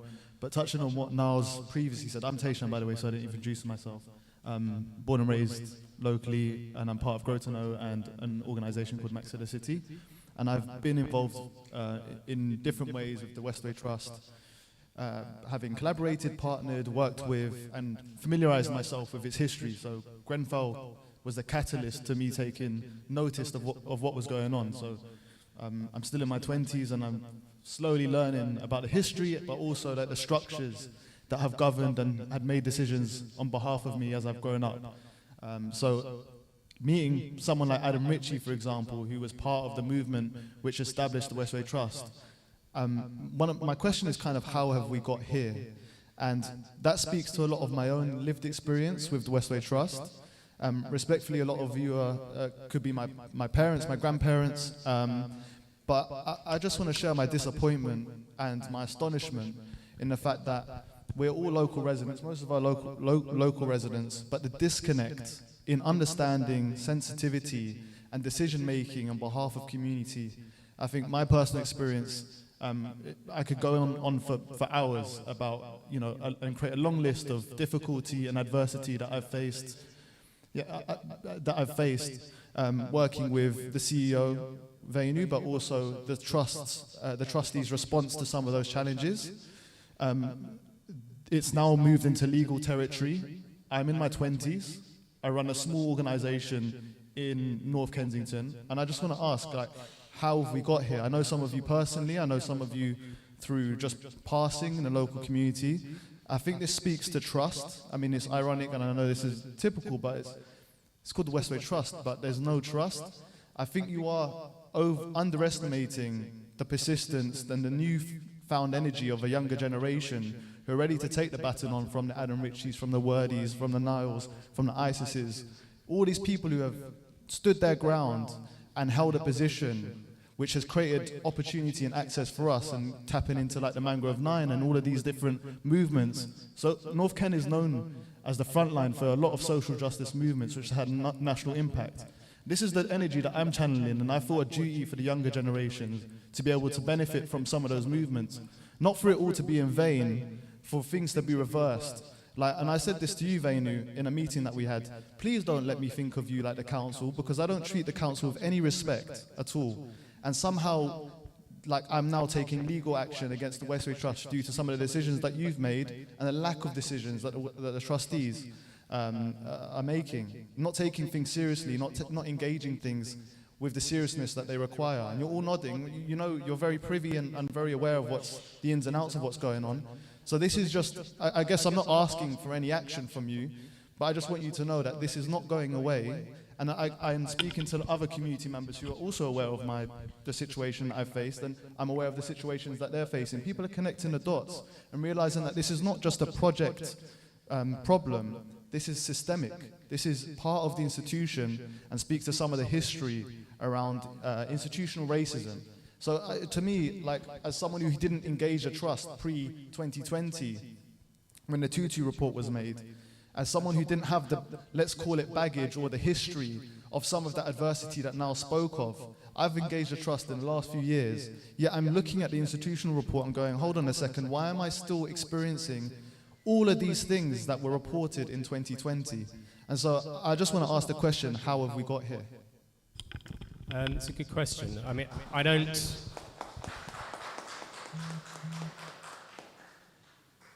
think you're wrong in some of what you say, because the issues are enormous, and the issues that we face, I mean, the clue is in the title, system.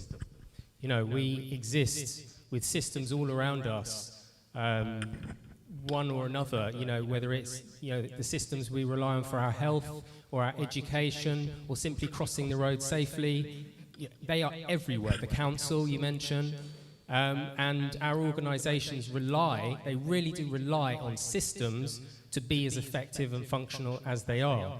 And yet there is undeniably a more challenging, dare I say it, dark side to that, which is when systems actually become extremely challenging to work with, and they get fixed in certain ways, or they begin to exhibit characteristics that are exclusionary, marginalizing, etc., etc. That's what we work with. And so the question of how have we got here, Adam Ritchie's a fantastic place to start. But between Adam and now is around 50 years. And one can look throughout those years and plot the different steps that this organisation has made from its starting point. My own personal view, with all of the reading and research I've done over many years, which is a lot on this organisation, is that it started in a way that was problematic. And that's what Adam and John, bless his soul, when they were here doing that work, they very much taught me that it was started in a really wrong way with the council. And then that simply perpetuated itself over 50 years until the work around 2014, 2015 to bring about change and to ensure that it was actually local people that actually led this organisation and could begin to face up to some of those systemic issues that were simply left. That were simply, that's just the way it is, and that's just what it is. So that is incredibly, incredibly challenging work. I've been in it for 6 years, and responding a little, I don't really want to respond entirely to what Niles said specifically to me and personally to me in this forum. However, a lot of that work speaks to his point about stress and the ending of lives early. I've had to face up to that. I've had to face up to my health concerns due to the work that I do, due to the things and the challenges that I've taken on, and I know lots of people in this room have done similar. So it's serious work that we're engaging with. So all I can say to conclude is that it's work we're engaged in, but this was what was denied us when I came into the organisation. Myself and others in this community took 5 years of our lives to open up this door, to open up this conversation meaningfully.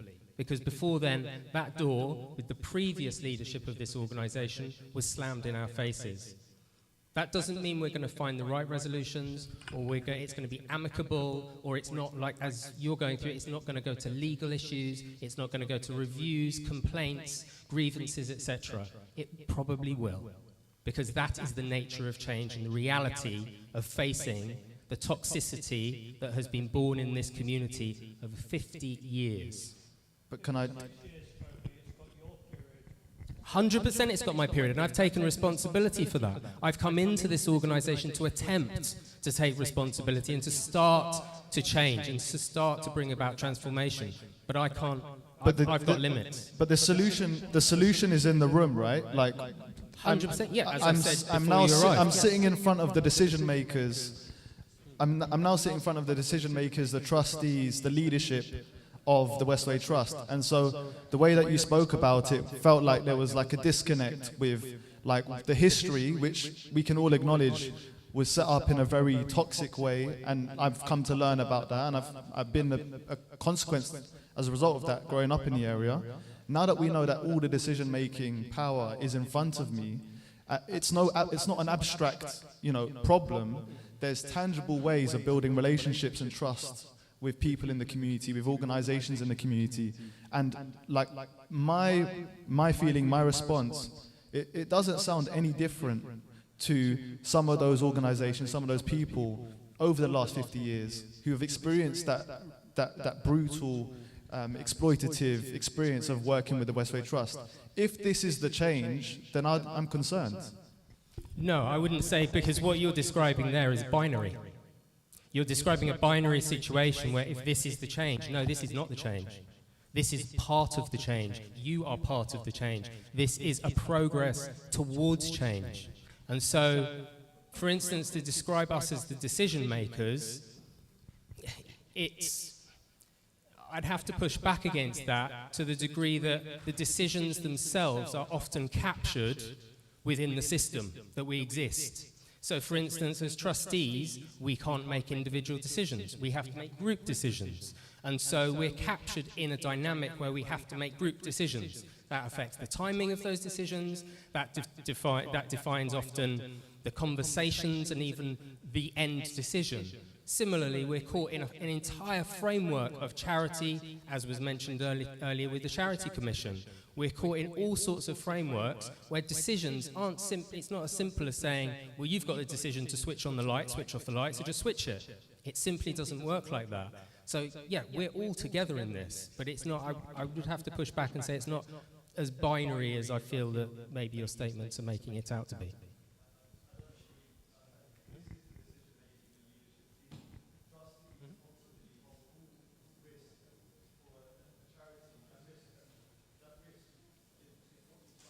Is there a reason he doesn't have a microphone so that we can... Oh, right. I'd rather the microphone stayed with the person who was commenting, because I don't think it's fair that there's still a comment. I mean, we could wrap it up, but it needs to be that we can continue. So yeah, in the spirit of dialogue, sorry, and this will be my last point. I disagree fundamentally with your point that you make. When you sign up to be a trustee, you do hold risk. If the charity goes under, that's a risk that the trustees bear, right?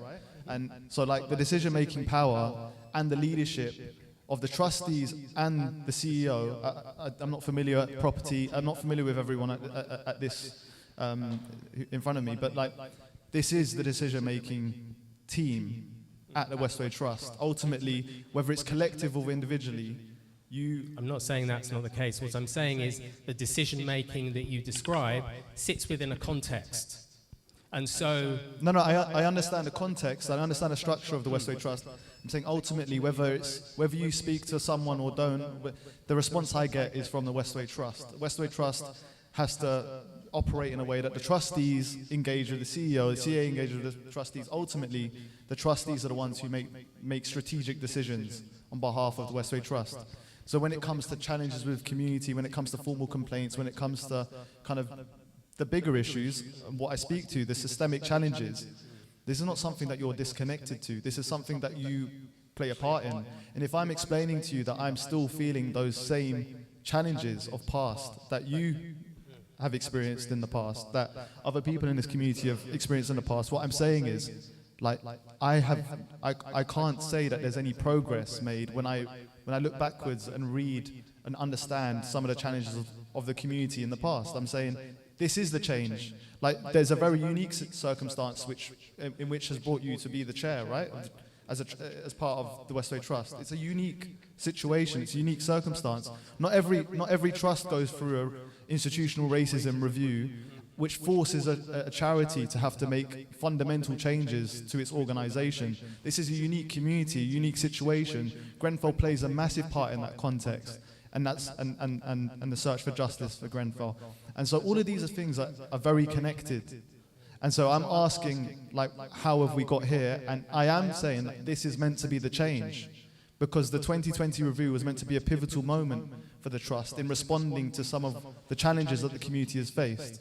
So that's I think we disagree on some of those points. Agree to disagree on some of that, but I take a lot from what you've just said. Absolutely. But we had we had at the back first, then we had here, then we have Jacob. Well, I had my hand up. All right, so Jacob, and then we'll go to these two first. Thank you. To the trust defence, I think that the point that is being raised about institutional racism, I think is crucial, underlining to a lot of the problems that we have in this area historically.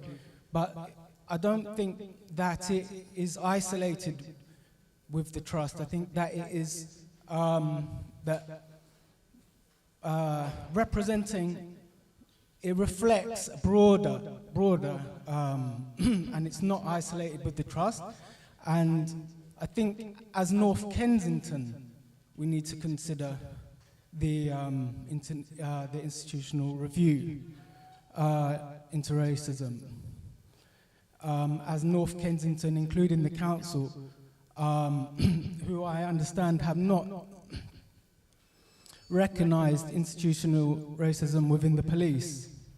And so schools, other organisations also need to reflect on that. In fact, we all need to reflect on the institutional racism review on the trust. That includes the market office, the council-run institutions, because because sorry, but.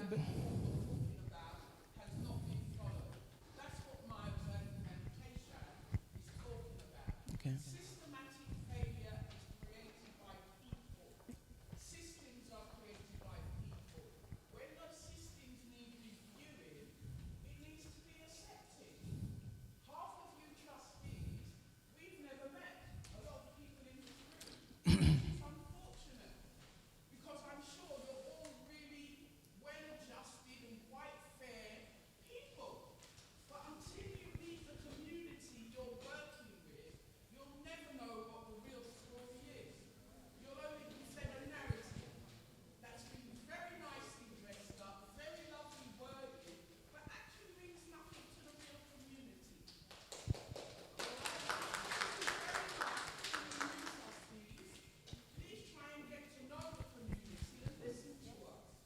Agreed.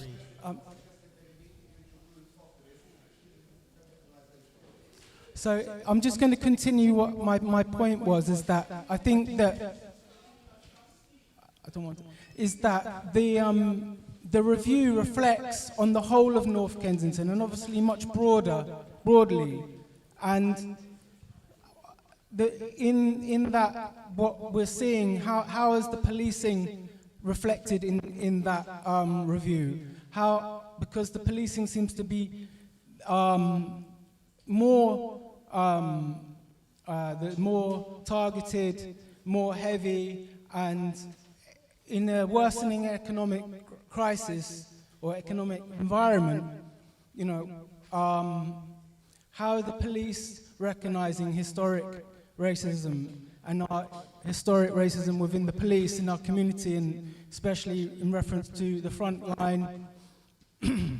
So what I would like to also say in response to what Niles was coming to, I think it is very difficult to move forward when, which we all want to do, when we have significant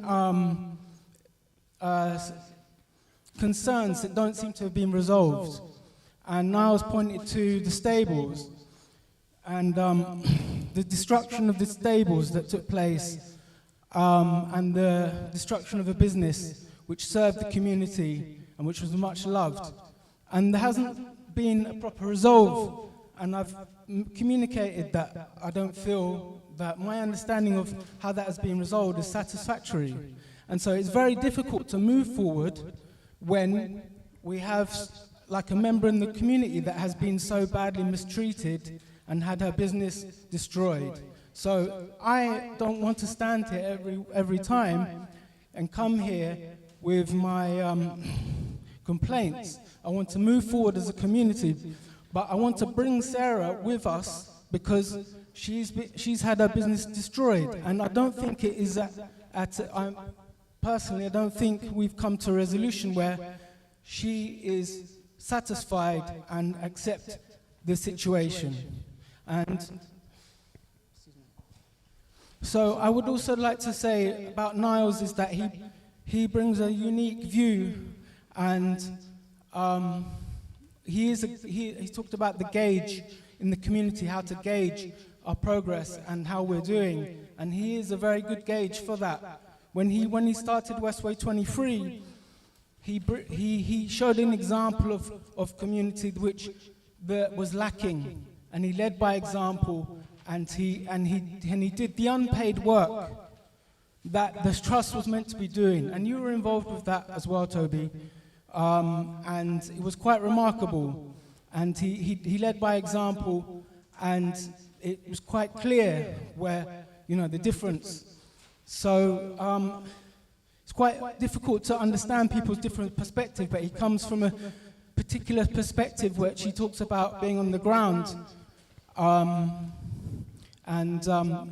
I think it's a very important perspective to listen to and appreciate. Okay, can I just finish? Others. So my own personal engagement with the trust has been quite challenging. In fact, I found it, I've had more success in challenging the council than you yourself, Anu.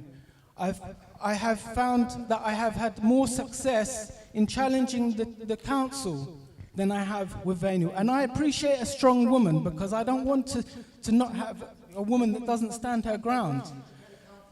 But I must say that I have had more success in challenging the council. With the many challenges I have brought you, I have not had one victory in that. I felt like I have achieved something in my work as maybe a local campaigner. So, a personal, this is a personal point that I want to make.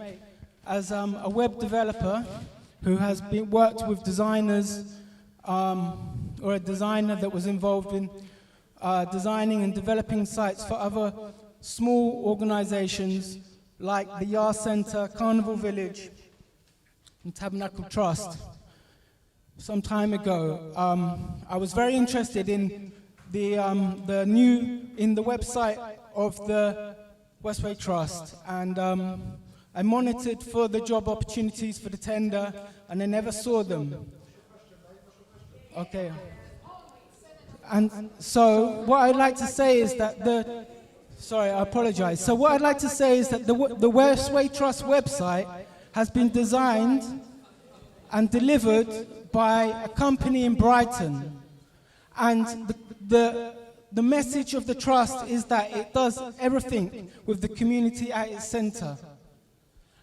Yet the public-facing website was designed and delivered by a company in Brighton. And I don't think that should stand. Sorry for taking your side. I think that's a fair point.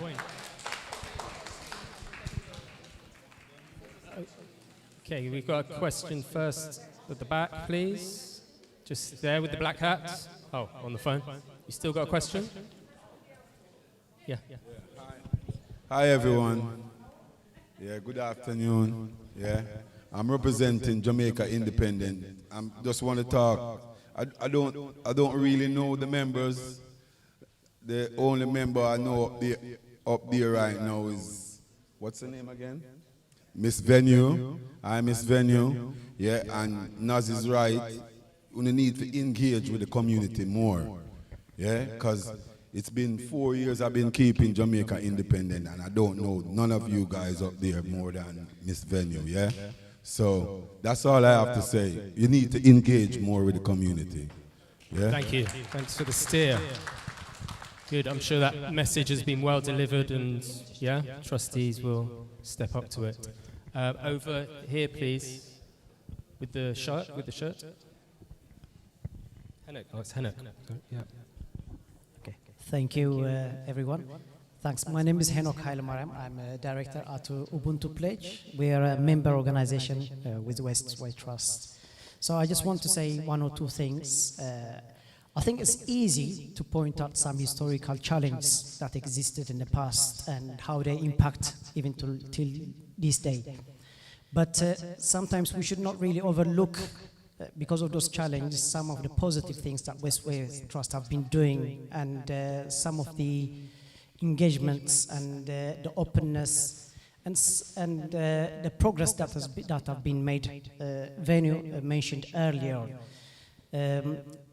As part of the Westway Trust's tackling digital exclusion, the digital readiness project research that have been funded by Westway Trust, that's something that's going to bring a fundamental change for the future.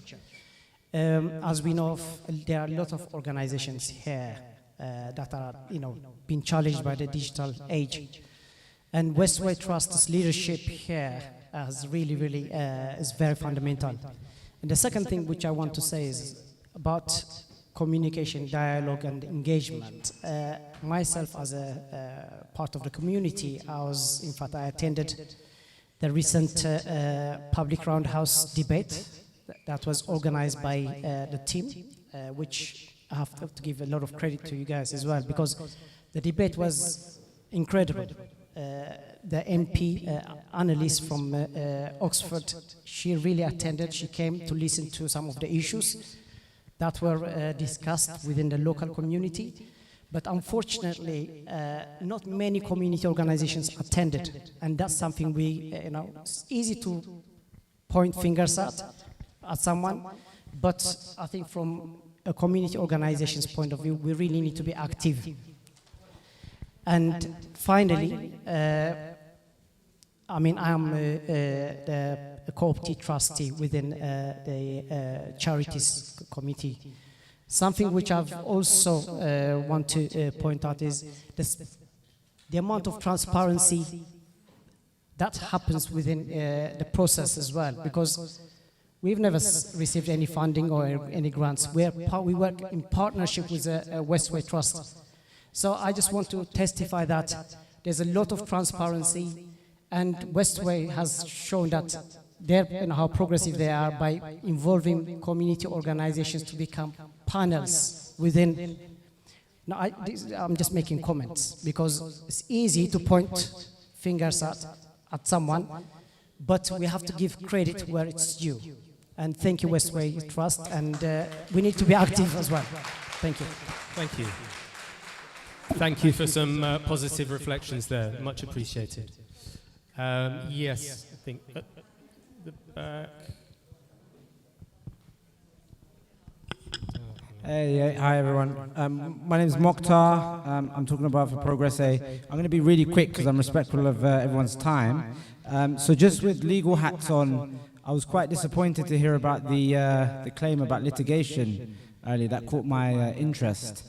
And I've just got a quick question on that. So, look, just a caveat there. I want to start by expressing gratitude for the trust, and a lot of we forget, I think, sometimes that they're human beings and they're individuals, and we kind of treat it like it's a collective. But a lot of these individuals on the board, they're human beings. Some of them are our neighbours, and if we see them in a different capacity, it's a different conversation. But with that in mind, we're talking to the charity, who obviously accountable to us. My question is.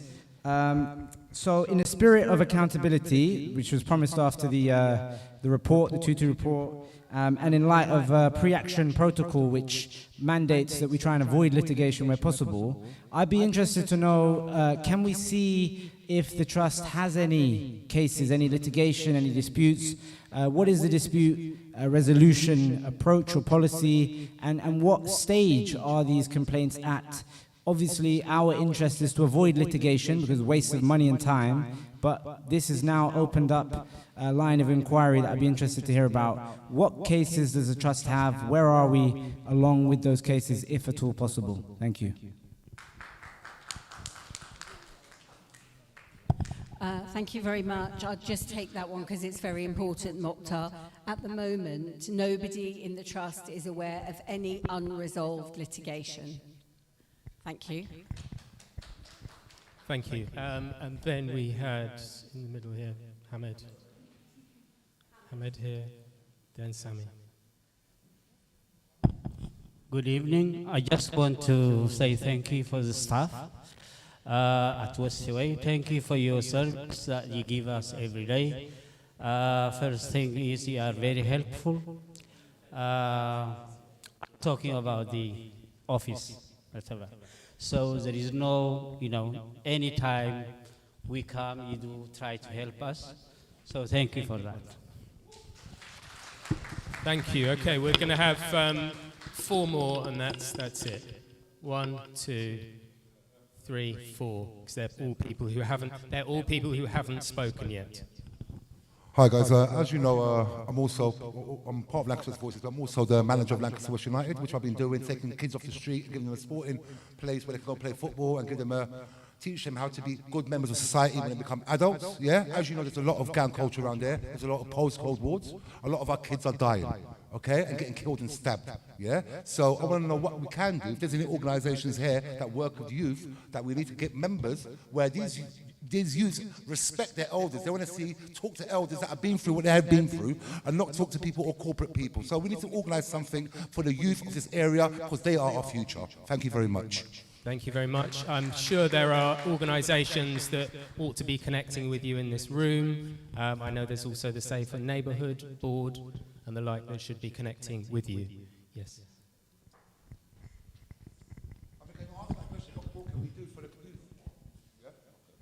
Thank you very much. Today is a remarkable AGM. We are very surprised by the community what is going on in this borough. We have been here 30 years. After 30 years, we are being forgotten by the Kensington Chelsea. But 7-11 communities is under umbrella of the Westway. They gave us office. We are working our project successfully. Therefore, this community should have to consider focus to the Westway, what is doing the valuable contribution. We ourselves, we are in the risk. The town hall, the Kensington Chelsea, is going consultation through this, while the government is giving them 82 million reduction, all this community around here have no survive at all. But we are here under umbrella 11 communities who are working hard, but nobody considers that value. The value of Westway, for many years, I have been 35 years. There is no organization in this area who is making contribution to the community. I myself, I had been graduated by the contribution of the Westway from the university.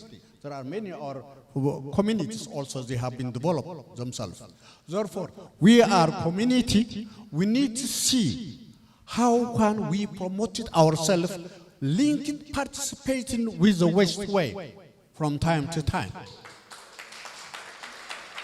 If we are not doing that act, our generation, our children will not get the benefit of the Westway. Westway is doing a lot of things. There is no criticism. What is criticism? I have been at AGM many years at this time, but too much criticism. But the value of the Westway, no one recognizes. Even the town hall, I have considered myself. My organization, I'm the Eritrean chairman, Eritrean Elders Welfare. There is no fund coming from the town hall. See, since the office was already established, we have now big project for 3 years with the National Health and Open Age. What is the value? The value of Westway. We have the office, we have make contribution, we have make our projects from time to time. We got the paper pot, which have been 30 years rent. We are paying. We have no any errors for 30 years. Last year, they rejected us to give us the rent for the paper pot. I myself, I came to make application to the funders. National Committee give us for 1 year paying for the rent.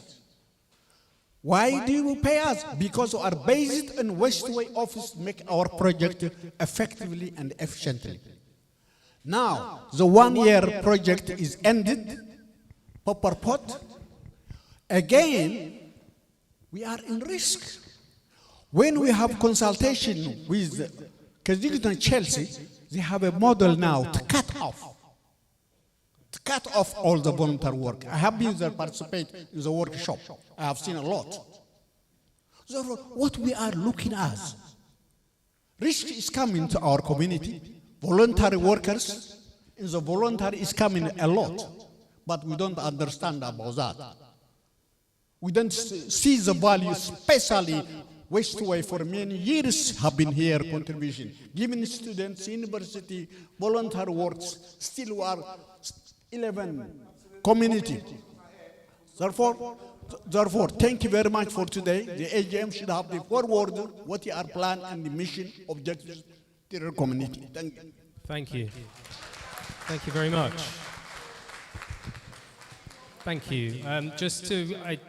As chair, I just do want to respond to your point, particularly about the external threats. I'm extremely proud, and I think the whole board and organisation are extremely proud of the ability to hold an AGM like this and have the range of voices listen to the criticism, take the criticism, work with the criticism throughout the year, come back to the criticism the next year, year after year. It's a healthy, thriving community organisation. Many would die, figuratively I hope, for this, but potentially even literally, for this type of organisation and these types of AGMs with a proper dialogue and communication. But look outside. Be very careful. Be very careful of the further cuts that are coming. Be very careful of the further threats that will continue to come to this organisation. Where you are getting your funding from is getting tighter and tighter. I have been running a micro-organisation for the past 20 years in this community. I have grown up in this community. Believe me, I see a lot of the pictures. I have nearly been stabbed in this community. I have experienced enough to tell me that the threat outside of this organisation is far, far bigger than anything you will see within it. You should be careful and you should really work positively with the Trust to defend this community.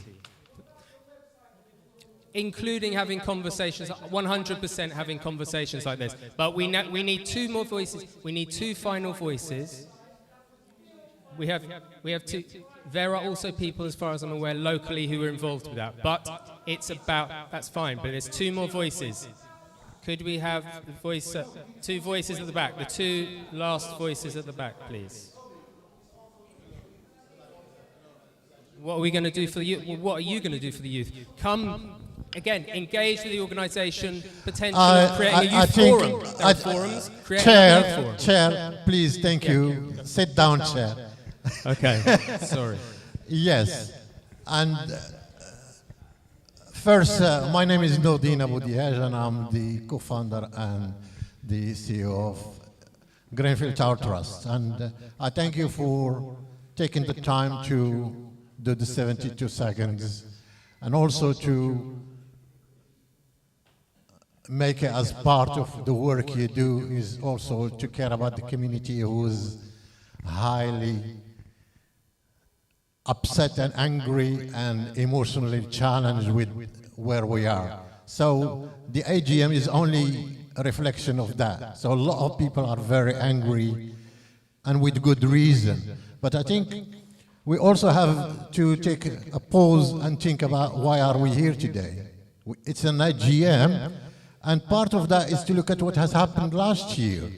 Because we are talking about 24, 25, and I can tell you, and this is from my only testimony, which is personal experience, is that the trust has changed. The Westway Trust is changing. But also, there is resistance, which is only acceptable to the point of the risk or not taking too many risks.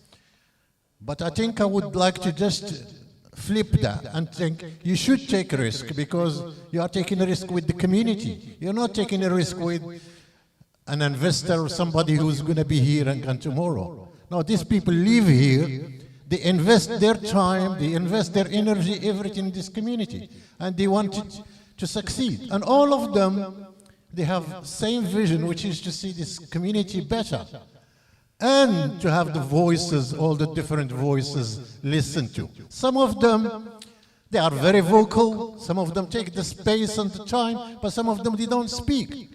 But they work, and they do all of that. And when I do have an interaction with some of you are very efficient and effective, but others are not. And I have to say it here openly. Some still need to do a lot of work, and to a lot of disappointment about timing, about not delivering on time on that. And that is work in progress. That the staff, the trustees, they still need training. They need to get better and improve. I'm not making an assumption. I have the daily contact, so I can speak up my mind and say, some of you are very well, some are very good, but some of you are also poor. And I think that's something that probably you need to look at, is about staff development. there is a big part of the funding on staffing, so you're spending a lot of money on staff.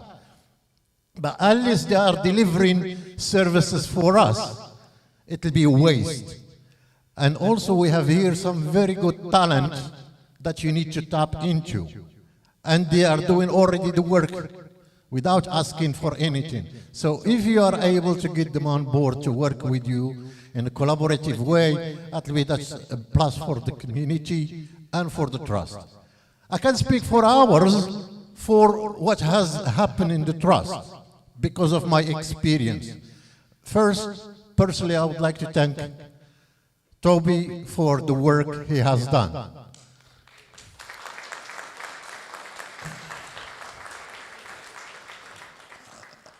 I disagree with him on a lot of things, but at least he opened the space to have the conversation. And for me, I can see that the Westway 23 is alive. You can see tangible transformation, and that's what it's all about, is transformation. Completely changing from what before was just completely a derelict space. Now it has a bit of life, and it is getting better and better, and it needs to do more. But it needs also the communities to do their part. It's easy to blame, it's easy to see fault, it's easy to say, oh, this is wasted, yeah. But unless we do it in a constructive way, which means that we are working together, because we are not going anywhere. We are part of this community, and we want you to succeed, because your success is our success. If you do things right, who's going to reap the reward is us. But I think we need to think as a trust in medium and long term. So you need to invest more in medium and long term, because that's the next generation. And we don't have any young people here. And they should be part of this conversation. You are representing them. Okay. Okay, everybody wants to be young. But I think what's important is just to say a big thank you for everybody who making a contribution. And we want to give them a hand of applause for a best AGM ever I attended.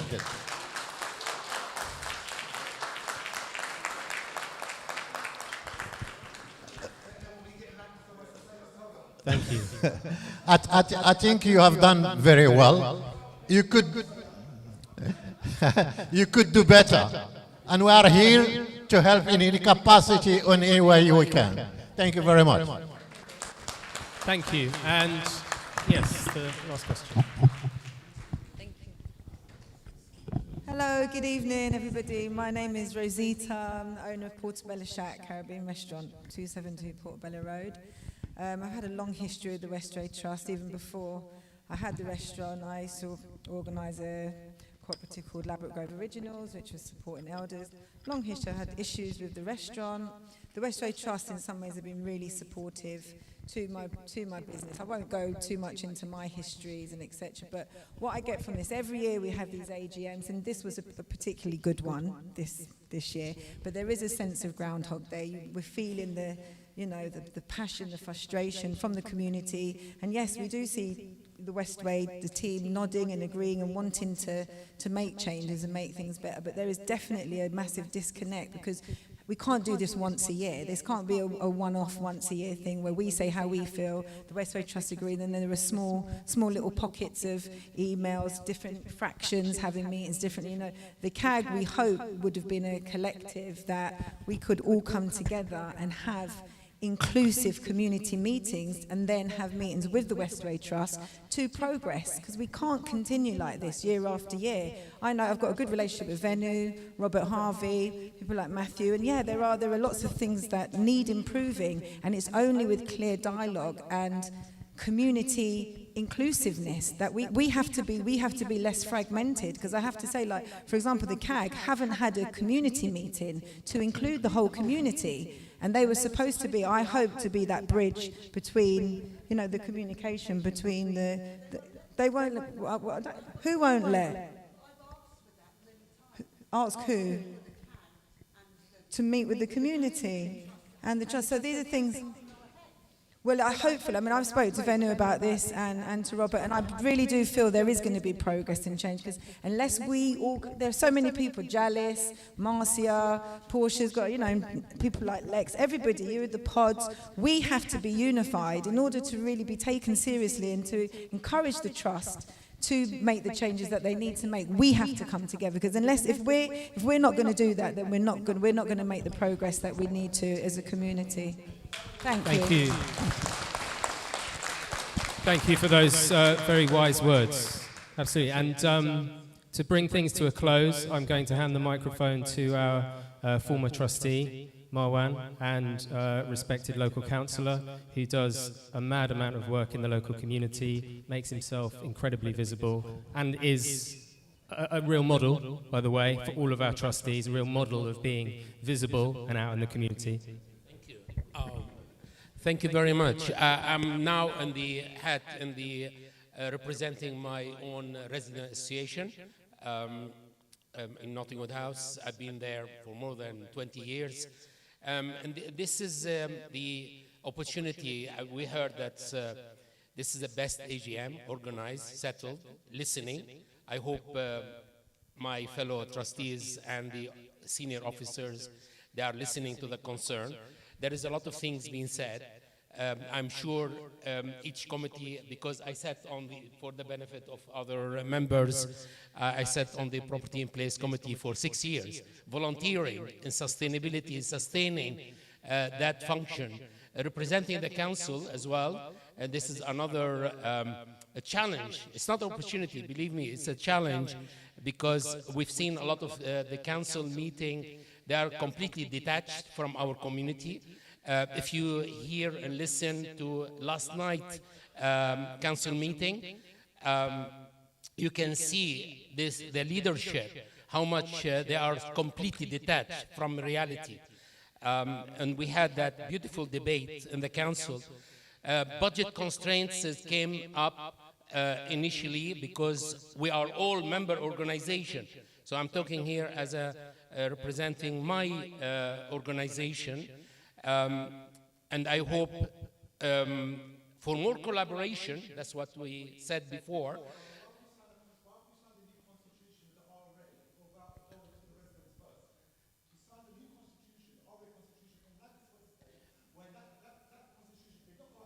Thank you, Sam. With due respect, I am in.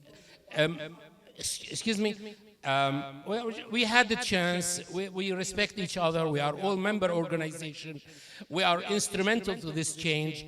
I've seen the change earlier. It's not easy to change. Not just being vocal and being talking over each other. Let's respect each other. I will ask the leadership of our for the trustees and the chief executive for, instead of 2 days away day, I hope you can increase it more to include, for example, when I first came to become chair of the Property in Place Committee, the arcade was and all officers, they know it was my main target regarding improvement as a jewel of the whole Westway, because we have so many visitors from overseas, international, and this is our image.